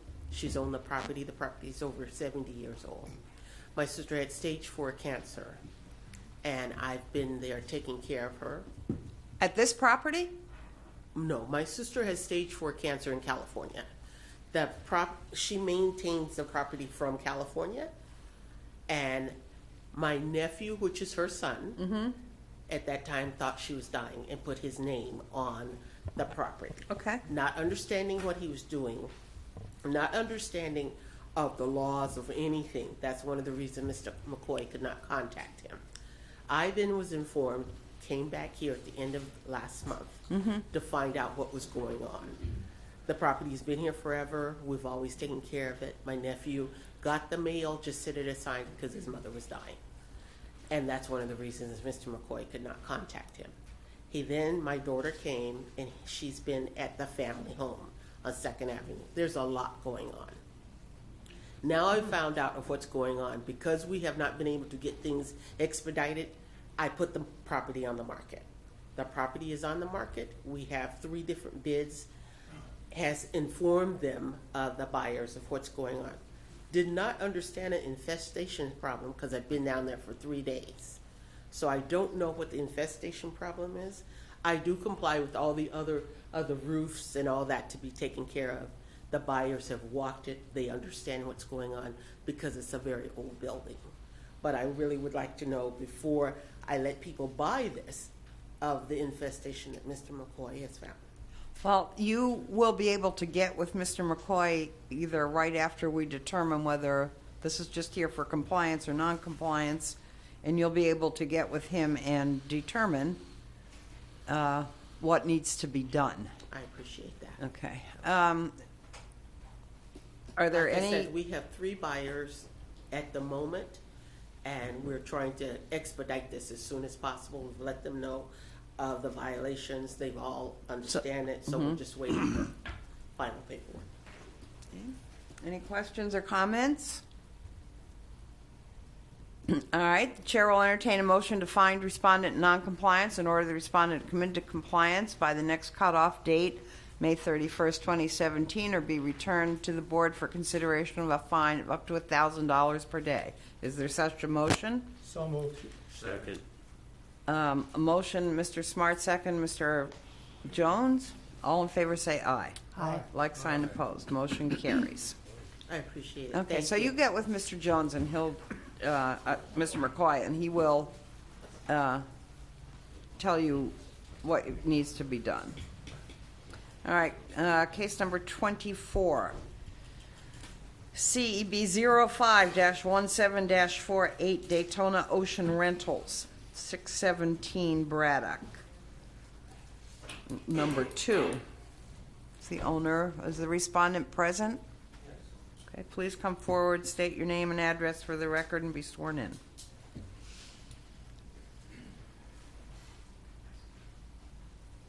Good morning. State your name, please. Eldon York. Raise your right hand. Do you solemnly swear or affirm that the testimony you're about to provide is the truth, the whole truth, and nothing but the truth?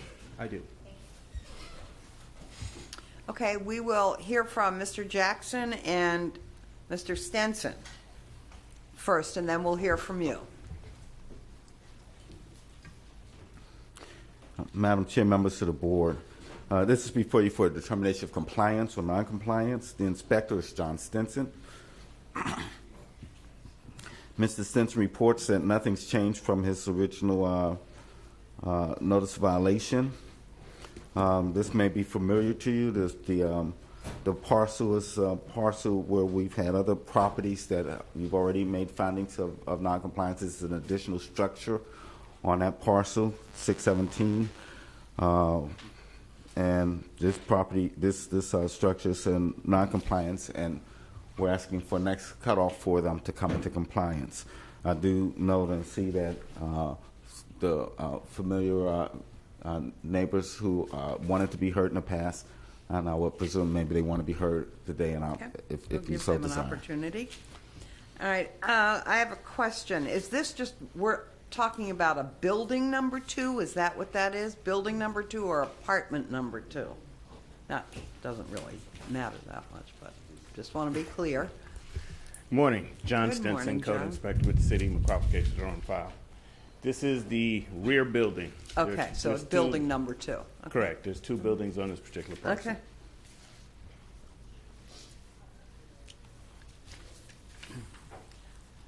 All right, any questions for Mr. Stenson or Mr. Jackson? Yes. Well, wait, we're going to give you an opportunity to speak. Okay, all right, please come forward, sir, and you can speak.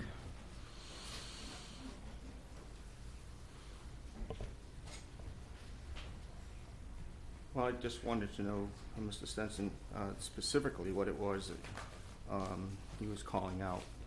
as Well, far I as the think that violation. you can get with him about all those and what needs to be done to bring you into compliance. The biggest thing was the water, and that has been turned on. That's not even on here. Yes, it is. The property cannot be occupied without running water. Well, as far as what we're considering for building number 2. I don't see that even on here. What is It may have been on another one. What is the date of that letter? What's the date of that letter? Oh, I don't have a copy of this. That was fixed prior to bringing it Was, to hearing. yes, it was So fixed was- prior, so, okay. We're looking at the other things that are on this case Do you- that's brought before us. Can I get a copy of that? Is this it here? This one right there. Case number, look, you can look up, it's case number 24.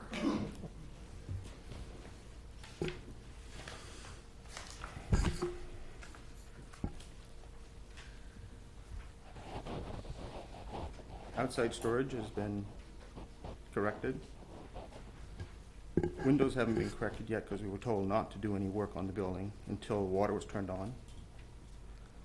Mission screens, the same situation, except the ones that were replaced earlier were damaged again by people breaking in. On interior services, that's a result of a water leak from the hurricane, and we haven't been allowed to do anything on the roof yet as far as patching or putting the tarps on. So my manager got verbal permission to do it, but the police still come out and arrest people that are trying to put a patch or put a tarp. So other than that, there's very little wrong with the building. Excuse me, the police arrest somebody for putting tarps on?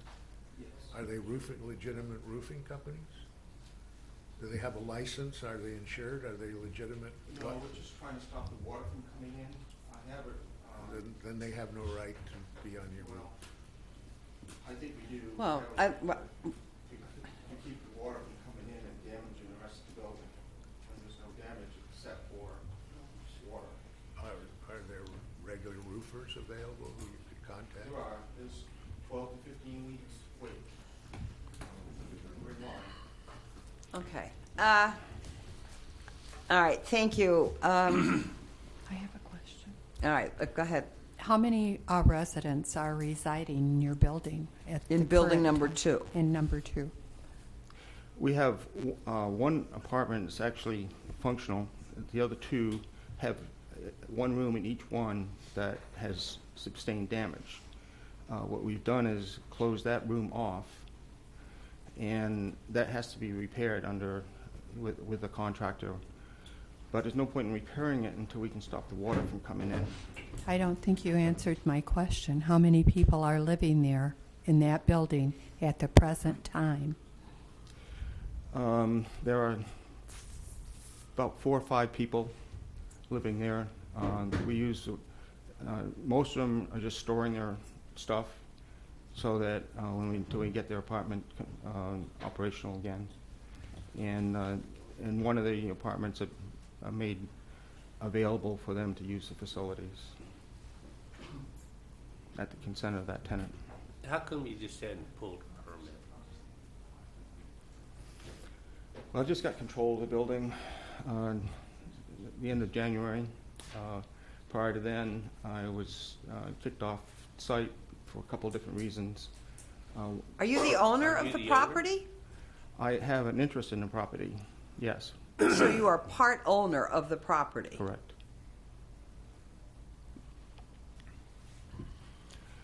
I had squatters in there in my apartment, and I had it. Are you living there? Yes, I am. Okay. You're living in building 2? No, building 1. You're living in building 1. Madam Chair, have we clarified his role with the Daytona Ocean Rentals LLC? Yes, please, I'd like to do that. Yes, I'm the authorized representative for the company. And you are the owner of the LLC? I'm part owner, but not the owner. One of the managers? You're one of the managers I'm of not the one of LLC? the managers. I'm the registered agent. Registered agent is not an owner. Right. So you own I would it, say or this you're is an participating, not an owner. I'm sorry, I can't. Resident agent is not the owner. That's true, But but are it you can both be. the owner and the resident agent? I'm not the owner. I have interest Okay, in the company. This has interest in the property. Yes. Let's say he can participate. I have a lot of my money in it, if that's Okay. No, answers the that's question. more, we're not asking that. Yeah. Well, I have a, go ahead. I'd like to hear from Mr. Stenson exactly when he was called to the property, what the violations were, and if has anything been done so we can sort of rule on specifics. Good morning. Let me see if I can bring a little clarity to this. There's two buildings on the property. Right. It's three different addresses, 613, 615, 617 Braddock. The front building is 613 and 615. This particular case that we're talking about today is the rear building, which started as a tenant complaint in unit number 4, which is on the second floor on the backhand side of the building. That's where you see most of these pictures that are pertaining to with the broken windows and missing screens, interior surfaces that are damaged from the evident roof leak. The roof was damaged during the hurricane. The reason why he could not do anything to the roof is because a stop work order was issued because of the roof being repaired without the proper permits. But that's another case. In this particular case, it's just dealing with the actual conditions of that particular unit and that second building in general. As of yesterday, there has not been significant progress. Is there any work that could have been done that had nothing to do with the leaking roof? Yes, all of the outside storage could have been removed. Paint could have been done. There's a lot of superficial things that could have been done on the building that haven't been done or haven't been getting done. And like I said, this property has been a code issue now for some time. All right, Mr. Stenson, do we need a permit to put a tarp on a roof? No, ma'am. All right. I don't know. Madam Chair, I just would like to clarify one thing for the record. I mean, I'm looking at a printout from the Division of Corporations site concerning the LLC. Mm-hmm. It does list Mr. York as a registered agent. Also lists Mr. York as the title authorized member. Okay. So that's the manager of the LLC is Kim Taylor. So I guess it would probably still be right inquiry to ask Mr. York if he's authorized to speak on behalf of the LLC. Okay. And get some clarification on notification address where we should be sending notifications. Okay. All right. Would you please come forward again and we can ask you those questions? Are you authorized to speak on behalf of Daytona Ocean Rentals? I am, but I cannot answer authorized on every single issue. If a new issue comes up, I have to talk to my partners. But on these issues, before you and me, are you authorized to speak on them? Yes. Okay. The other question is, let me see. What was it? Oh, where would we send? What is the address, the correct address to send notification? Right now, it can be 613 Braddock Ave is where I live. Is that the address of Daytona Ocean Rentals or your personal address? My personal address as the registered agent. That Wouldn't it be better to send it to Daytona Ocean Rentals at a business address rather than to your personal? Unit 4, 617 Braddock Ave, Unit 4 is the office. Oh, that's the office. Okay. So, proper notification has been sent to the proper address. Okay, Yeah, so we're Madam Chair, pretty well, we're clear just- on that. Yes, Madam Chair. We just want to make sure we're clear on the record Correct. on where we need to send, so we Correct. can make sure we're sending it where Correct, so it that can is be the received. proper address. That's where things have been Based on sent. this representation, we'll send it where he's requested. Well, I guess we need to bite the bullet and just find them in compliance. or Non-compliance or non-compliance. Would you like to speak? Come on up. I'd just like to give you Just state your name and address for the Mike Manderville, 611 Braddock Avenue. You raise your right hand, please. Yes. You solemnly swear or affirm that the testimony about to provide is the truth and nothing but the truth? Yes, I do. Okay. Give you a little heads up. Most of what he said is just a lie. We can go back to, first of all, what he just told you about the addresses is he, up till a few days ago, he was living in 617. Now he's in 6. He keeps moving around in those apartments. The office he's talking about is in back of the laundry room, part of the garage, which he has drug addicts living in. He also has drug addicts living in the garage. Hookers live in there. It's just not, you know the problem. It's been a nonstop problem altogether. They've been putting a tarp on supposedly now for about 3 months. Before he said he came back and got back ownership or in control of the property, they already had a tarp up. I've had officers out there twice now since the stop work order on body cam with people up on some of these addicts that he's got living there up on the roof with hammers. You know, they're tearing out wood, they're tearing off the roofing, they're putting roofing on. No licensed contractor. You can tell them over and over and over. Code inspectors tell them. I've told them. We try to work with him in the beginning, telling him what's doing. But he does everything that he's not supposed to do, everything wrong. He takes the drug addict's word over the neighbor's word. He's just a menace to the neighborhood. Sir, Okay.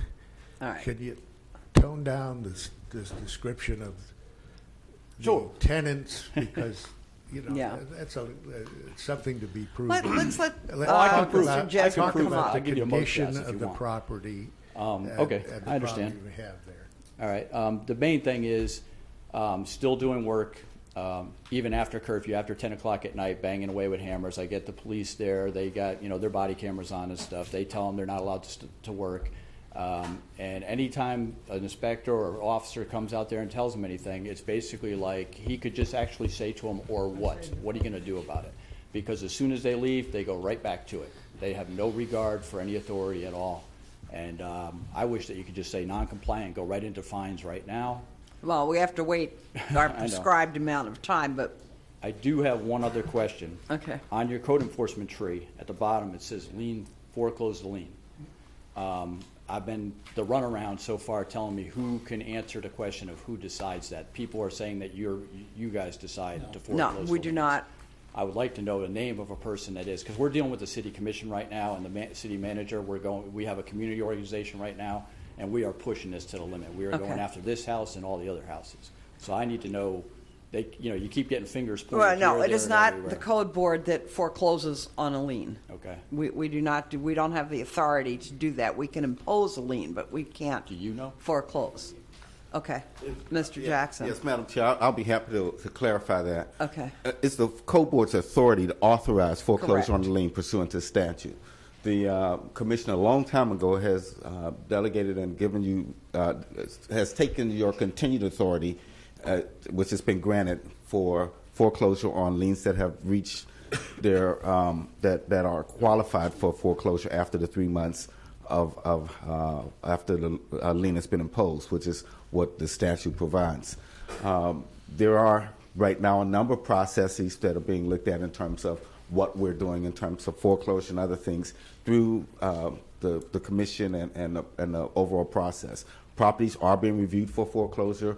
Foreclosures, to the best of my knowledge, are being initiated. Whether or not it's this property, it's not something that I'm handling, but ultimately the agency is going to be the decider, so that would be the manager or the city commission, but it's an action that's being taken as a legal action. It's going to be an action that's taken by the legal department.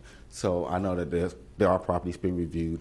There is intent to move forward with foreclosures, as I think there may have been even All right, media let statements me of such a understand this. So situation. are you saying that the board our board, Code Enforcement Board, has the authority to not only impose a lien, but to go forward and ask that the lien be collected? I mean, We authorize what? If the statute states that after 90 days, Yes. the property may be foreclosed. We have the ability to recommend to the city commission that be done. Right. We don't have the authority. We don't have a budget. Right, so we don't have the authority to No, do we that, don't have but the- they would do it. We it's would do it part for- of the motion and part of establishing a lien, that the lien process, that we are granting the authority after a certain number of days or whatever. 90 days. 90 days to take care of foreclosing on And you the lien. understand, there could be a mortgage on the property. Well, I There could be understand, some Correct. liens on the property. Right. So we don't have a budget. It's a to set secondary aside lien, no to do matter that. what, right. Well, in all due respect, I don't want to hear about a budget because Well, sir, All I right, don't know you. okay, That's the first that's time I all right, met you, that's sir. okay. With all due That's respect. All right, okay. What I'm trying to say is That's it. that we can do it, and I've actually done foreclosures in the past. I've done them, but there are some. We have a little bit, like for example, let's say it's a homestead piece of property, we can't touch it. Okay. And we know it's if it not. has a big mortgage on it. But there are some properties. I had a situation in Flagler Beach where I had a piece of property a block from the beach that had no mortgage on it and wasn't homestead. We foreclosed on the property, and it was a $250,000 piece Right. of property. So it can happen. Right. And I was going to suggest, in due respect to you, I was going to suggest that maybe we need to put that on our list so you can tell us what the process is in terms of Right. foreclosure. Because you're right. You're right. I'm not disagreeing with you. And- But the problem is we just can't say do it because we. Right. That's Right, I understand. If I I know say there's a do it, doesn't process. get it done. As you know, you get frustrated with government. But I appreciate that. I do have a couple more questions. On the Land Development Code, Section 10.2, I wish code enforcement would read it. So I've been searching all through this. There are many other remedies they can do for safety violations. You actually have the power to go in and board up the building and lock the Right. building and You get do. everybody out. We do. There's sewage leaking in the back from the plumbing pipes. There's exposed electrical, no smoke detector. There are many reasons. There's a bunch of remedies this city has to deal with this property. We just have to look at them and actually go full force and do them without having to drag it out and drag it out and drag it out. There are remedies. The only other thing I wanted to say was about the water. I don't know whether it was oversight, a mistake, or whatever, but it was turned on in somebody else's name, which he so calls the manager of the property now, a tenant, turned on the water for the whole building, 5 units. I don't think that's legally allowed, where a tenant can control water for other tenants. Like if there was a 100-unit building on the beach, I couldn't go turn on the water if I lived there and control the water for everybody else. It just doesn't make sense. It's not common sense. And also, his bill, I believe, was over $2,000. They took the water meter out. They came back and put it on, and the new guy that put it in his name only paid like $400 to have that happen. That's a disgrace. That is, I don't know whether it's an oversight, somebody screwed up in the water department. I'm going to go there next, and I'm going to talk to whoever's in charge over there. Because this stuff shouldn't be happening. The agencies need to work together and communicate, and they need to know their own laws. I shouldn't have to get online and read all of Daytona Beach's codes and the state codes and all this stuff and be able to tell people what to do. I had to call Mike Garrett's office and have him put the stop work order. The stop work order should have been put on months and months ago. You know what I mean? And now I find out if he works with a stop work order, he can be arrested for a misdemeanor, second-degree misdemeanor, for allowing people to work without a stop work order. The people that are doing the work can be fined, civil fines. So the next time I see anybody working over there, I'm going to demand that he gets arrested. Okay. So Thank I'm you. not trying to get at That's get all at right. you, but That's I'm okay. just fed up. Yeah. Call the question. Go ahead. I want to call the question. All right. The chair will entertain a motion to find respondent in noncompliance in order. No, not now. The chair will entertain. I've shut down comment right now. The chair will entertain a motion to find respondent in noncompliance and order the respondent to come into compliance by the next cutoff day to be returned to the board for consideration of a fine of up to $1,000 per day. Is there? Can I just take this back for a second? I just need to ask one more question. I'm sorry. I'm going to rescind my motion for the time being. Is this, in code's opinion, does this building need to be secured? Is this a threat to health and welfare?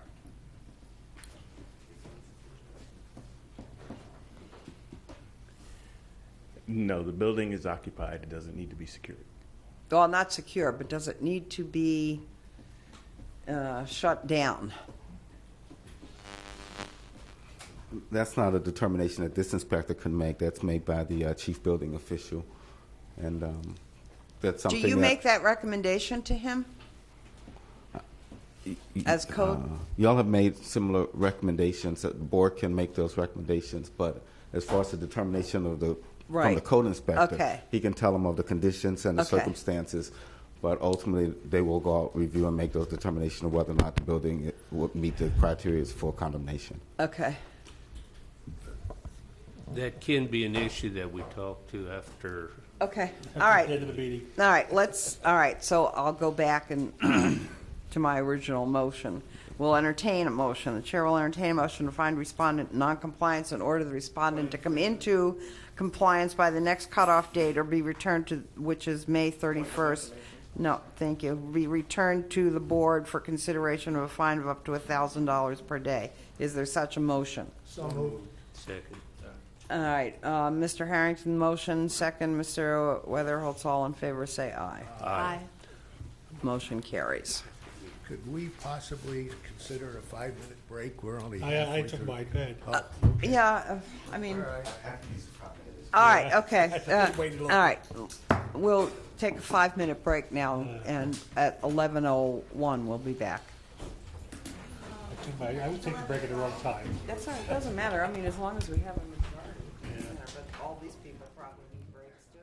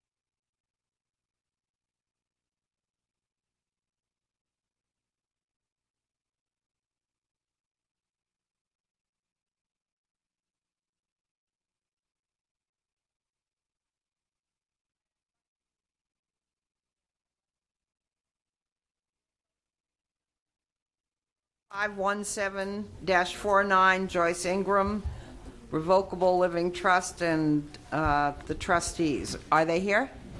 Yes. Okay. Please come up and state your name and address for the record and your relationship to the owners.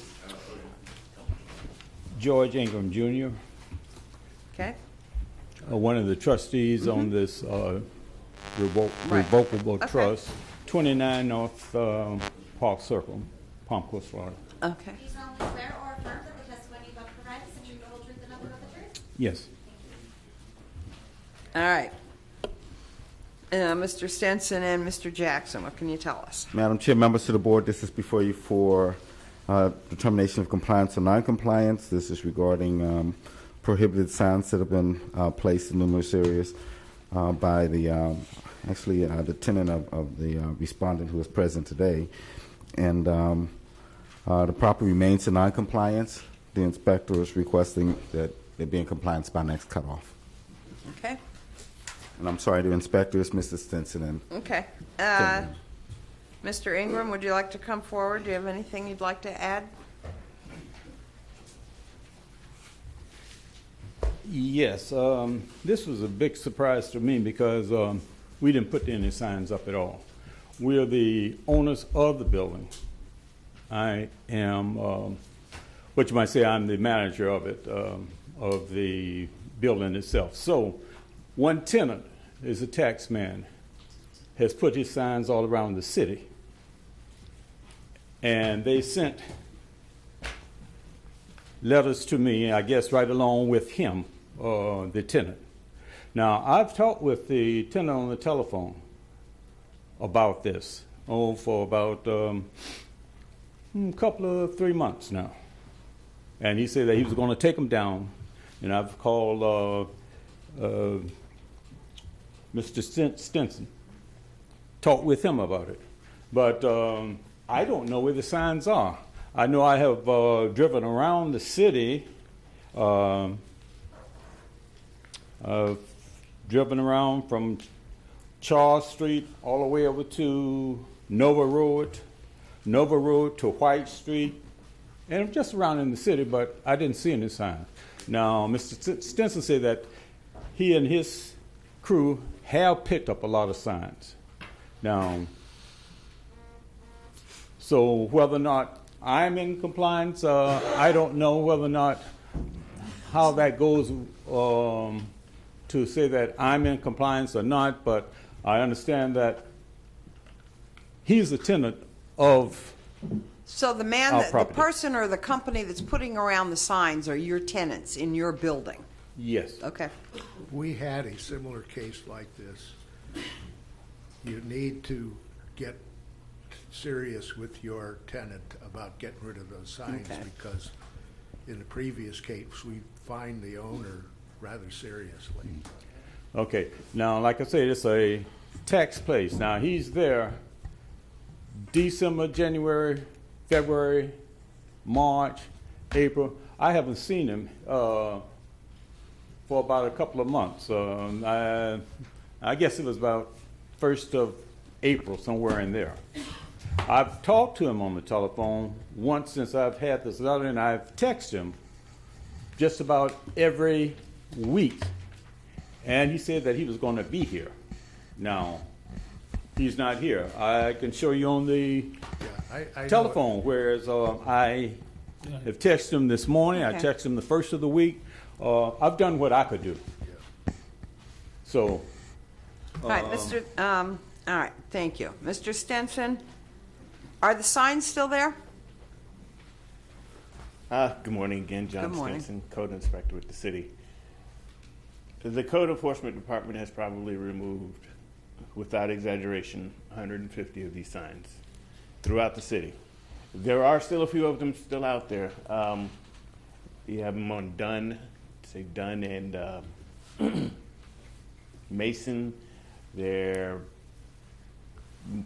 majority of the concentration was on ISB.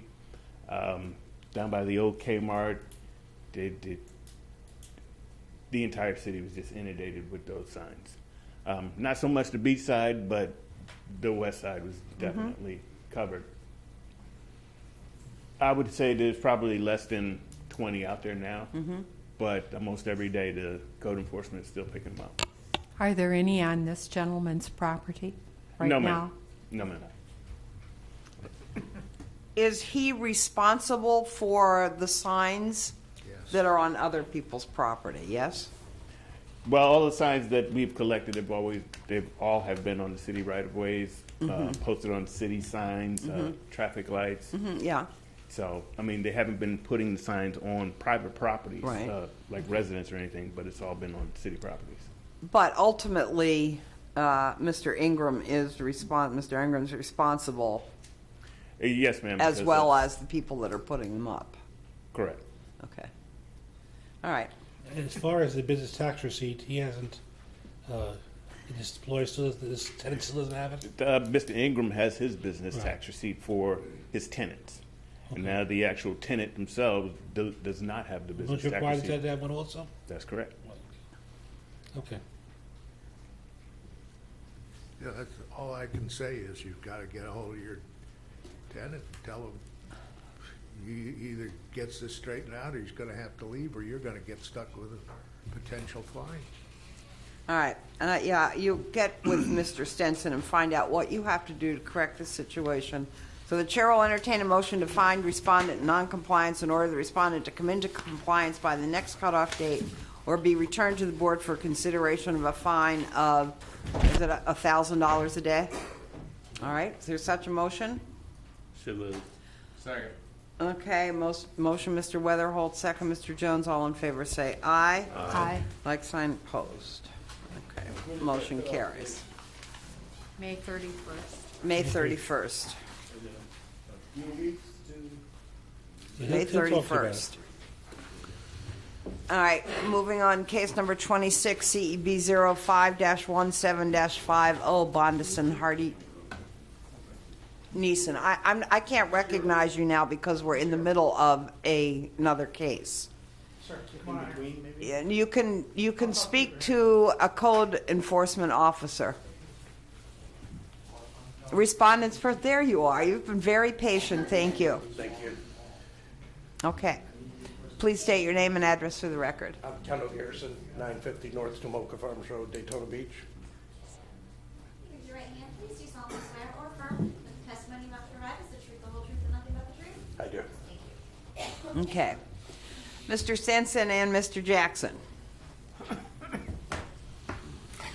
Madam Chair, members of the board, this property is before you for determination of compliance or noncompliance. I personally spoke with Mr. Garrison. He is this Garrison, isn't he? This guy. I don't want to call you first name. No, Kendall. And the inspectors informed me that he's now in compliance, and what we're asking for is a finding of compliance, noncompliance, and I think they now understand what the city needs of them. Okay, with perfect. governance.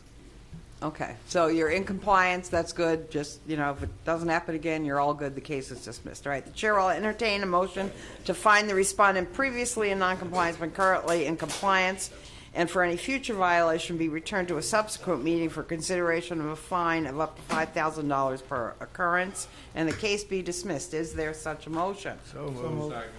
All right, motion, Mr. Harrington, second, Mr. Smart, all in favor say aye. Aye. Like sign opposed. Okay, case number 27, CEB 05-17-51, Jackson Family Trust at 1618 3rd Street. Respondent present. All right, Mr. Sanders and Mr. Jackson. First clarification, it's not my family's trust. Okay. This is before you for a determination of compliance or noncompliance. The inspector is Jerry Sanders. Mr. Sanders reports that he's had no contact with the respondent, with anyone at all, and that the property remains in noncompliance, and he's asking that the property be brought into compliance by next cutoff. All right, is this a multifamily or a single family? Just for future Jerry Sanders, reference. City of Daytona Beach Neighborhood Services. It's a single-family dwelling. Okay. Okay. Okay. All right. Unoccupied or occupied? It's occupied at this time. Okay.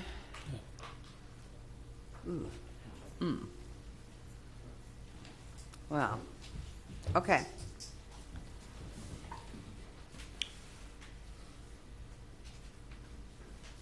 I Okay. move that we find him in non-compliance. Oh, yeah. All right. Motion has been made to find respondent, by Mr. Herring, to find respondent in noncompliance, in order the respondent to come into compliance by the next cutoff date of May 31st, or be returned to the board for consideration of a fine of up to $1,000 per day. There a second to that motion? Second. Second, Mr. Smart. All in favor say aye. Aye. Like sign opposed. Motion carries. Case number 28 CEB 0517-52, George Smalls and Vincent Smalls. Anyone present? Come forward, please. Sorry it's taking so long. We had a huge agenda today. Good morning. Good morning. State your name and address for the record and be sworn in. My name is George Small Jr. I'm here to represent myself and my brother, Vincent Small. Okay. We'll hear.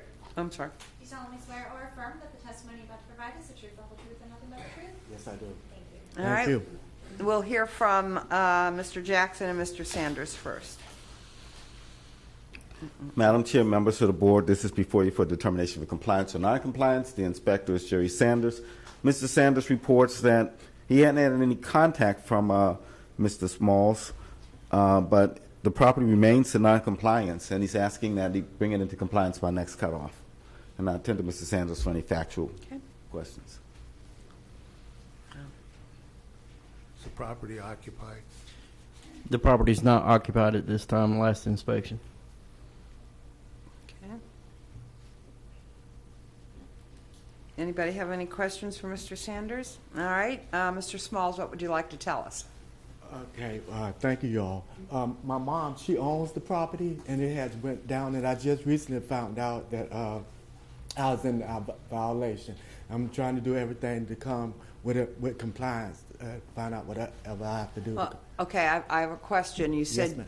your mother owns the property. Yeah, but I don't see her name on It's here. in my brother and, it's in my brother and my name. So you own the property? Yes. Yeah, okay. Yeah, thank you. All right. So Okay. I'm trying to find out whatever I can do to come to and compliance. Hmm? Yeah, you, Was this rented before? Yes, it was rented, yes. Okay. So but you- it's no longer. There's nobody there. now. Nobody there. Yeah, thank Okay. you. Okay, and you're going to work on it. Yes, I am. Sure will. Okay. Appreciate So you get with Mr. Sanders and find out what you need to do. Okay, I Okay. will. Thank you. Okay. Okay, thank you all. Chair will entertain a motion to find respondent in noncompliance in order the respondent to come into compliance by the next cutoff date, 5/31/17, or be returned to the board for consideration of a fine of up to $1,000 a day. Is there such a motion? So moved. Okay, Second. motion, Mr. Smart, second, Mr. Weatherholtz. All in favor say aye. Aye. Like sign opposed. All right, case number 29, Utter Properties, CEB 05-17-53 at 337 North Clyde Morris. Respondent present. Yes, ma'am. Please come up. Sorry it's taken so long. State your name and address for the record. My name's Ronald Jack Travis Utter, 5952 Raleigh Barrows Court, Port Orange, Florida, 32127. Do you solemnly swear or affirm that the testimony you're about to provide is the truth, the whole truth, and nothing but the truth? Yes. Okay, we will hear from Mr. Jackson and Mr. Sanders first, and then we'll give you an opportunity to speak, Mr. Utter. Madam Chair, members of the board, this property is before you for a determination of compliance or non-compliance. The inspector is Jerry Sanders. Mr. Sanders reports that this violation is complaint-driven. He says that his report from the owner is that they're working on compliance. I attend to Mr. Sanders for any questions you have, but Mr. Sanders is asking that you find him find the respondent in non-compliance and give him until next cutoff to come into compliance. Okay. All right, Mr. Utter, what would you like to tell us?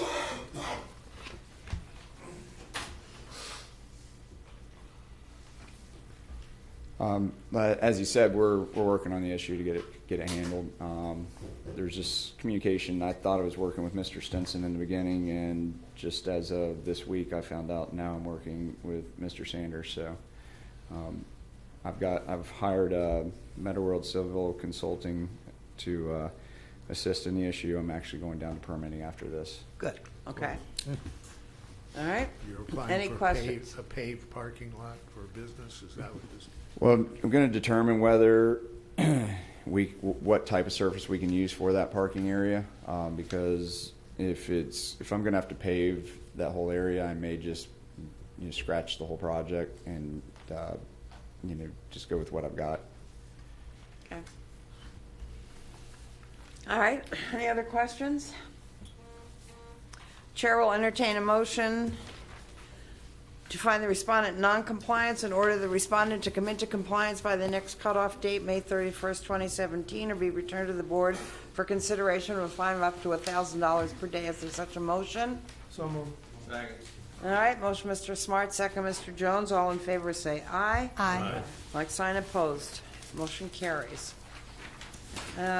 Case number 31. CEB 05-17-55, Melissa Cheney, 1314 Fletcher Avenue. Respondent present. Yes. Sorry you had to wait so long. Please come forward and state your name and address for the record and be sworn in. Hi. Melissa Cheney, 314 Fletcher. No blame. Raise your right hand, please. Do solemnly swear or affirm that the testimony you're about to provide is the truth, the whole truth, and nothing but the truth? Thank you. Okay, we'll hear from Mr. Jackson and from Mr. Sanders. Madam Chair, members of the board, this is before you for determination of compliance or non-compliance. The inspector is Jerry Sanders, and the report is that the car is still there. Mr. Sanders asked that you make a finding of non-compliance and give the respondent until next cutoff to come into compliance. Okay. What would you like to tell us?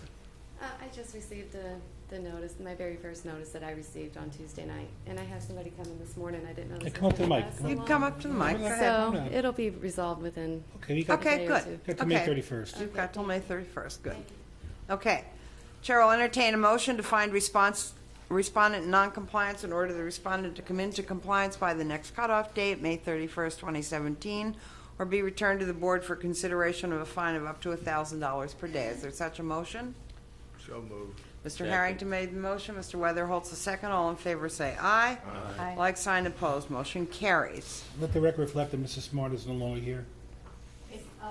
Yes, Mr. Smart has left. He's gone. Okay.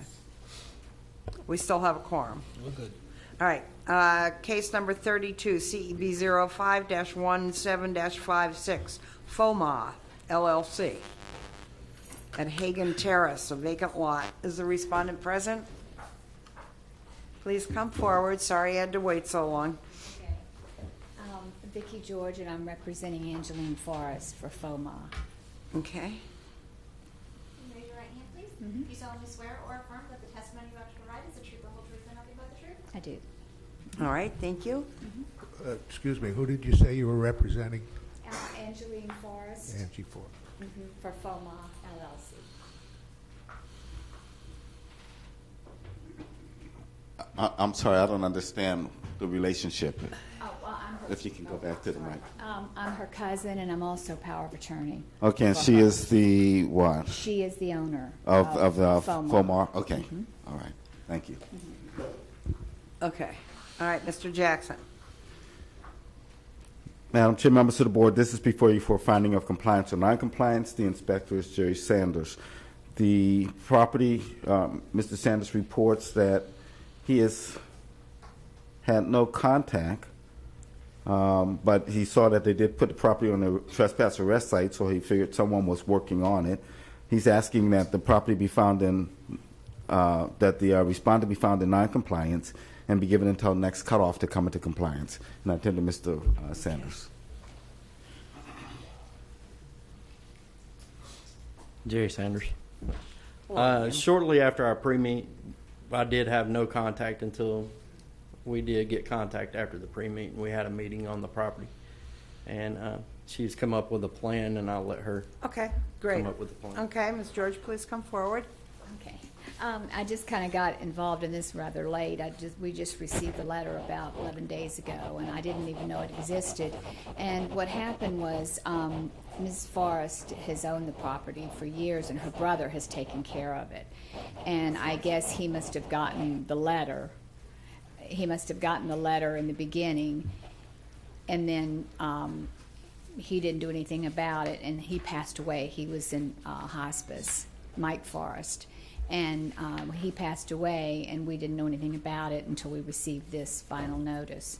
So I have a company I've had come out there, and they're going to do everything that you're requiring to do. Good. So Okay, I've that's got it. perfect. They're going to start it next Okay. week. So yeah. So. All right, that's that'll be good. Just keep in touch with Mr. Sanders. All right, the chair will entertain a motion to find respondent non-compliant in order the respondent come into compliance by the next cutoff date of May 31st, 2017, or be returned to the board for consideration of a fine of up to $1,000 per day. Is there such a motion? So moved. Mr. Harrington made the motion. Second, Mr. Jones. All in favor say aye. Aye. Like sign opposed. Okay, thank you very much. All right, case 33, CEB 0517-57, Horace Staton. Please come forward.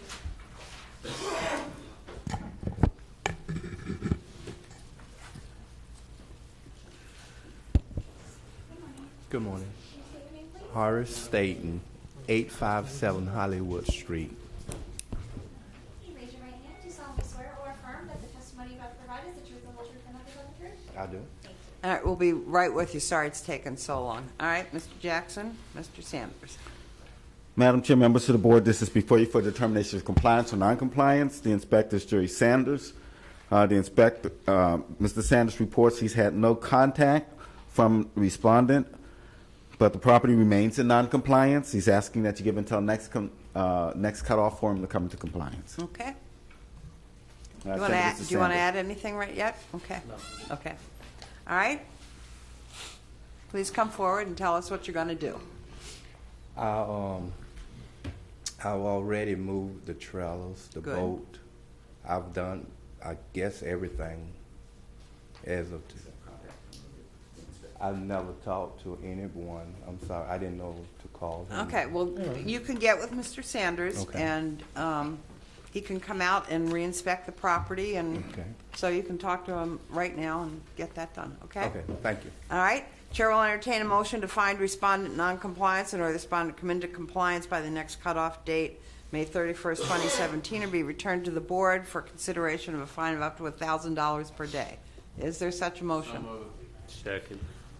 Motion, Mr. Jones, second, Mr. Weatherholtz. All in favor say aye. Aye. Like sign opposed. Motion carries. Number 34, CEB 05-17-58, Angela Lee, 1109 Lewis Drive. Please come forward. And again, I will apologize to all of you that are still here. Okay. Good morning. State your name, please. Angela Lee. Raise your right hand. Do you solemnly swear or affirm that the testimony you have to provide is the truth, the whole truth, and nothing but the truth? I do. Thank you. Okay, we'll hear from Mr. Jackson and Mr. Sanders first, and then we'll give you a chance to talk. Madam Chair, members of the board, this property is before you for determination of compliance or noncompliance. The inspector is Jerry Sanders. Mr. Sanders reports that the owner has told him that they're working on the violations. This is a vacant rental property. Mr. Sanders is asking that you find a respondent in noncompliance and give them until next cutoff to come into compliance. And I'll turn to Mr. Sanders for any additional factual questions. Do you have anything you want to add, Mr. Sanders? No. So you've spoken to? Yeah, Miss Lee has stayed in contact, Uh-huh. and up till about a month ago, there was no contact, Okay. and that's what's brought us here. Okay. All right, because the notification went out the 21st of November, so we've been working on this a while. Okay, Ms. Lee, please come forward. Tell us what you'd like to tell us. Hi. Yeah, I've been working on the property. I initially brought it as a second home to be near my mother. She has been ill at one point. I have been, and then I had a tenant there that I had to evict. So it took me some time, and then I was working with a contractor that took my money and not do the work that I don't think he was licensed to begin with. but I have been in contact with Mr. Sanders, but I was trying to finish everything before I called him back for reinspection. So that was the gap in the non-communication. Okay, all right, well, I'm just going to suggest that you stay in contact with him as Absolutely. you get things done, so. I sure will. Okay. Any questions? All right, the chair will entertain a motion to find respondent in noncompliance and order the respondent to come into compliance by the next cutoff date, May 31st, 2017, or be returned to the board for consideration of a fine of up to $1,000 per day. Is there such a motion? So moved. Motion, Mr. Harrington. Second, Mrs. House. All in favor say aye. Aye. Like sign opposed. Motion carries. All right. Not even our last page, but we're getting there. Case number 36, CEB 05-17-60, Miguel Atarguana and Christina Heldremo. I don't know how you pronounce that. If they're here, I apologize. Okay, they're not here. This property is before you for the determination of compliance or non-compliance. The inspector is Jerry Sanders. Okay. Mr. Sanders reports that he's had no contact with the respondent. He reports that the property remains in non-compliance. He asked for you to make a finding of non-compliance and to give till next cutoff for the respondent to come into compliance. Okay. Chair will entertain a motion to find respondent in non-compliance and a respondent to come into compliance by the next cutoff date, 5/31/17, or be returned to the board for consideration of a fine of up to $1,000 per day. Is there such a motion? So moved. Motion, Mr. Weatherholt, second. Second. Second, Mrs. House. All in favor say aye. Aye. Like sign opposed, motion carries. Case number 37, CEB 05-17-61, Leonard Richford at 147 Michigan. And I will say good morning to you and apologize to you. Pretty soon I'll have to say good afternoon. Morning. My name is Leonard Richford, Jr., 147 Michigan Ave, Daytona Beach, Florida. Raise your right hand. Do you solemnly swear or affirm that the testimony you're about to provide is the truth, the whole truth, and nothing but the truth? Yes, I do. Okay. Mr. Jackson. Yes, this is before you for determination of compliance or non-compliance. The inspector is Jerry Sanders. Mr. Sanders reports that the owner, he's been in contact with the owner who has been working on it or says he has. Mr. Sanders requests that there be a finding of non-compliance and that the respondent be given until next cutoff to come into compliance, and I attend to Mr. Sanders for any factual inquiries. Okay. Would you like to add something? Yes, I would add that he is working on getting the property cleaned up. Mhm. I would like to see proof that he's put tags on the vehicles, so we can get it out of the junk vehicle criteria. Okay. Okay, thank you. All right.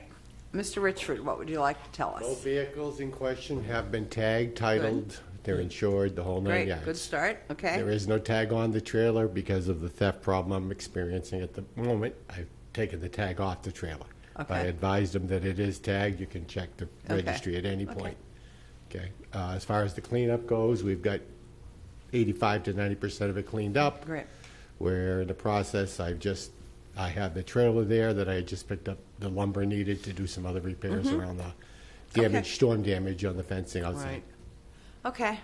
Just stay in touch with Mr. Sanders, and so we can dispose of this. The chair will entertain a motion to find respondent in noncompliance and order the respondent to come into compliance by the next cutoff date, May 31st, 2017, or be returned to the board for consideration of a fine of up to $1,000 per day. Is there such a motion?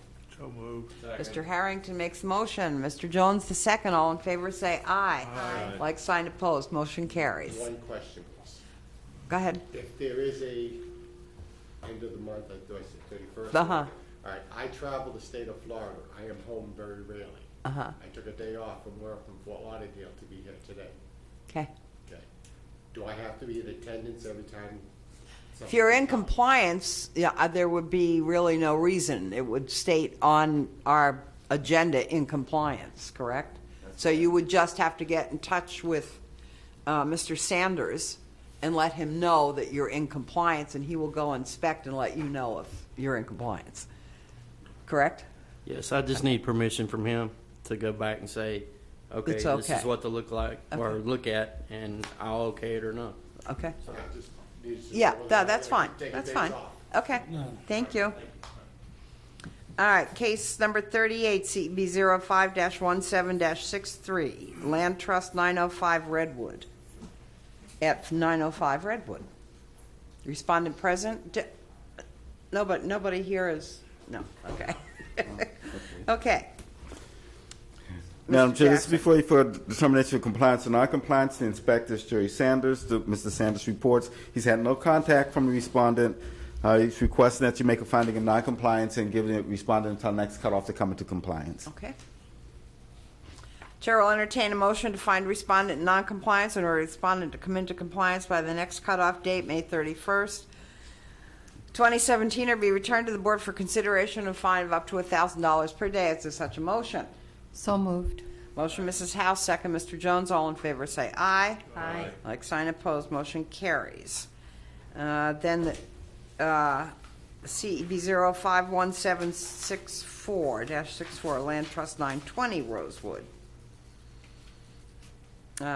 Same thing. Yes, this one is as well. Compliance or non-compliance. The inspector is Mr. Sanders. No contact with the owner.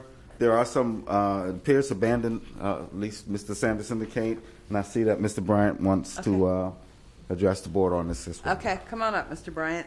Good morning. Need to be sworn in, I guess. Okay. Will you state your name? Charles Bryant, You solemnly swear or affirm that the testimony you're about to provide is the truth, the whole truth, and nothing but the truth? I do. Thank you. Almost good afternoon, board. I know, really. I just wanted to testify on behalf of this property because it's right across the street from where I live. This is a rental property. It's been a police issue in the past. I've reported several times. It's like a flop house for drug activity. And it's been on, police have been over there several times for this property, but I noticed he didn't have it down for a rental, but it is a rental property that doesn't have a license. Okay, thank you. And so both of these properties are across the street from you, or just this one? This one is. I mean, it's the same land trust. Right. Redwood is the block. Over. Oh, Redwood. Okay, I see that. One's Redwood and one's Rosewood. Okay, got it. Okay, go ahead, Mr. If I may, both Sanders. properties are not secure, and that's a problem. Okay. This one here, when I went to inspect this one, it looks like every other one I've inspected, and that's why I didn't put it under the So rental. is it vacant? Yes, it's Yes, I vacant mean- right It's now. not secure? But No. not secure. Well, we should need to make it secure. So we'll need to, and is the other, now it doesn't say the other property, is that, going back to case number 38, is that property secured? No, ma'am. Okay, so we can add that motion? Well, that one, we'd have to revisit that. Yeah, we'd have to revisit that. motions. Two separate motions, right? Yes. Okay, go ahead. Right. Resolve this one, and then Right, we'll go that'll back go and back to revisit that the one, other. okay.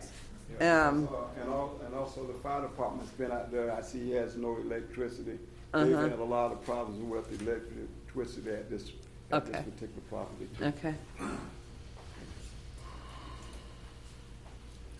All right. The chair will entertain a motion to find respondent in non-compliance or the respondent come into compliance by the next cutoff date, 5/31/2017, or be returned to the board for consideration of a fine of up to $1,000 a day. And further entertain a motion to authorize the city to secure the property. Is there such a motion? Motion, Mr. Jones. Second? Second, Mr. Weatherhouse. All in favor say aye. Aye. Like sign opposed, motion carries. All right, let's go back to case number 38 and put an additional motion for CEB 05-17-63. The chair will entertain a motion to authorize the city to secure the property. Is there such a motion? So moved. Motion, Mrs. House, second. Second, Mr. Weatherholtz. All in favor say aye. Aye. Like sign opposed, motion carries. Okay. Aha. Here we go. Case number 40, CEB 05-17-65, the Coroneus Group, LLC. Expired business tax receipt at 119 Thomason. All right, Mr. Jackson. This is before you for compliance and non-compliance. The inspector is Jerry Sanders. Mr. Sanders reports that, just what it indicates, that this property now does not have the required business tax receipt. And so we ask for finding of non-compliance to give them until next cutoff to come into compliance, or be subject to the administrative fee of $250. Okay. The chair will entertain a motion to find respondent in non-compliance and the respondent come into compliance by the next cutoff date of 5/31/2017, or be returned to the board for consideration of a one-time $250 BTR fine. All right, such a motion? So moved. Mr. Harrington? Second? Second. Second, Mrs. House. All in favor say aye. Aye. All right, like sign opposed. Motion carries. All right, miscellaneous business. Okay, we won't take too long in this. What I notice is that sometimes during the conduct of the meeting that we have questions. The board has questions. If right now we could come up with maybe a list of a few things that we would like to discuss, we could call a workshop for the board and just have Mr. Jackson. That's an excellent idea. For example, I think we have to deal with this foreclosure issue because citizens brought it to our attention. Right. We need the staff to come up with a policy of how you want us to handle it. I mean, we're not going to do it. I know there must be hundreds of cases to be foreclosed on, but you're not going to do that, obviously. We're going to pick and choose those ones. All right. Right. I believe that we, yes, All right, I'm sorry. so we can talk about foreclosure issues. What else would you like to And I talk- believe Neil, that you we've put- already kind of addressed it, but Yeah, well, but we with need some to clarity, formalize let's it, get I some think. clarity Yeah, absolutely. for Yeah, the some the clarity would be authority. good. And yeah, And I think the board would like the opportunity to tell you, go ahead and we want you to foreclose on this property. Yeah, We tell you yeah. that anyway by our liens. Yeah, I think we Right. created some kind of blanket approval, but that was a long time ago. Right. I'm not sure what the Okay. status is. All right. But Now, yeah, we can there look were into other that. things. Mr. Weatherholtz, you had mentioned something. For one thing, on the residential property, whether it's, it's homesteaded. Right. Okay. And whether So that should be homesteading. addressed Okay. by Whether the- we can address anything about that or not. Okay. Remember, the statute gives us certain rights and responsibilities. Okay, It Mr. doesn't speak to homesteaded property, so we need to get some direction. Right. Okay. Yeah. Mr. Harrington? And we Was do- there something else? Yeah, I was going to say, and this is Inspector reminded me to point out to you that they have created a position where an inspector that will have the sole duty of dealing with distressed properties and properties for condemnation. Oh, So yeah, that's- condemnation properties. So so- we need to be caught up on what the city is actually starting to do, so we're aware of that. Yeah, I may Right. point out to you that they had some recommended changes to the condemnation Right. statute that's, I think, gone through first reading. Right. So it'll Okay. be, No, it has, not yet. No, it's discussion. Yeah, it so was it'll just be coming up, I think, on the discussion. next commission Okay. All right. to Okay, to see but if where- we where can it goes. discuss what the city is actually considering that would have an effect on our board in any way. Now, another thing, the one case that we had, an ongoing case with the apartment buildings. Whether the inspectors go out there and they see a code violation. But it's really up to the building official to determine Condemnation. Right. condemnation So or we'll talk- any of these issues with far as permits or anything, and the building official, I believe, can close down the building if it's unsafe, but it has to be the Right. building So official we'll that does it. discuss all of those things in a small workshop at a time that will be convenient Right. to everyone. That'll be part And of I'd it. like to hear from the building official. Okay, so maybe we can And get Mr. somebody Bryan, from license and when you want permitting, him here, right? when you don't want him here. Right. Okay. Great. Okay. like to discuss whether it's necessary or desirable. It's probably not necessary under it, but I think it's desirable to discuss the properties that are in the CRA. And if the CRA has any opinion as to measures that can be taken. So we want to discuss properties and CRA's opinions about, And, what? You know, whether, if that is to be the case, then it should be included in our hearings. Okay. I think the article in the paper recently regarding CRAs and rental units and people renting on short term, that the state will then be granting authority for that regardless of what the locals deem appropriate. Has anybody read about that or know about it? I don't think the legislature did. I don't know if they passed a law at all. I don't think They didn't bring it up. Yeah, and They just didn't bring it up. Yeah, it So didn't come it's back up. not, it's a moot point. Not dead. Right, but this session's done. So Yes. if they bring it up, it's So we can actually enforce the laws that are on the books right now. Right. That's- Yes. yeah. I have another Yeah. question. Okay. That could be addressed. If there is a police issue, continuing police issue, who does that go to, if anybody? How is that addressed for a long-term solution? Is the police going to be called 500 times? Well, Or what, I'm not asking for the answer now, Certainly. but Well, I can it give you- seems logical that when somebody says the police have been there 50 times, and that seems unbelievable that nothing else has happened. Yeah, there's practical answers, and then there's Yeah. legal answers. I mean, the answer is that in our code we have provisions. One is for nuisance abatement, Correct. which is when it's, We had but there's specific criteria to fit into the nuisance abatement. Number of sales of drugs or prostitution, or about a certain number of times in a time period to declare it a nuisance, or board still exist? yes, Yeah, it it does, and exists. they're There- reconstituting it, there are actually cases making that it have more been active. been prepped, and we're moving forward on getting things going forward. So you have a nuisance abatement. You also have we have user fee. That's a part of our code Correct. for when Which there's could be, excessive in my opinion, police could be calls tightened up. that you can move forward on charging a fee for the excessive Mm-hmm. calls. Who would bring that, who's going to take the leadership on staff to bring that to that appropriate, that's what I. Well, now that's not a board action, but it's something that's been done, and it's been Right. continuously done. It's really something that's just not So we spoken could- of a lot. all right, I think right now that's kind of the role that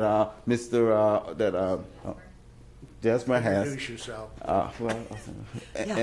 That's one part of what he does Right. is handle those types. And for a brief period of time, we had a gap in having that liaison role, but Correct. that is something that's something that's always been ongoing, and obviously there's put a lot more emphasis and attention on getting those things as tools, additional tools, and dealing with these problem properties. Okay, so we have 1, 2, 3, 4, 5 things that we'd like to Anything that we get come up more with, we can give it to Amy. clarification on. If you come up with anything else, we can text you. Right, and if there's something else, I we mean, can ask are we Amy. planning on scheduling a separate workshop? Yes, I'm not yes. understanding We Yes. are, yeah, just Okay. our, just the board and the people that need to address these issues. And we'll agree on a time and a place where it's convenient for everyone. Okay. And I know some of these, the condemnation is good, but some of these pictures we see that people inhabit these Yeah. places, they're Well- just about. Well, that's disgraceful. about condemnation.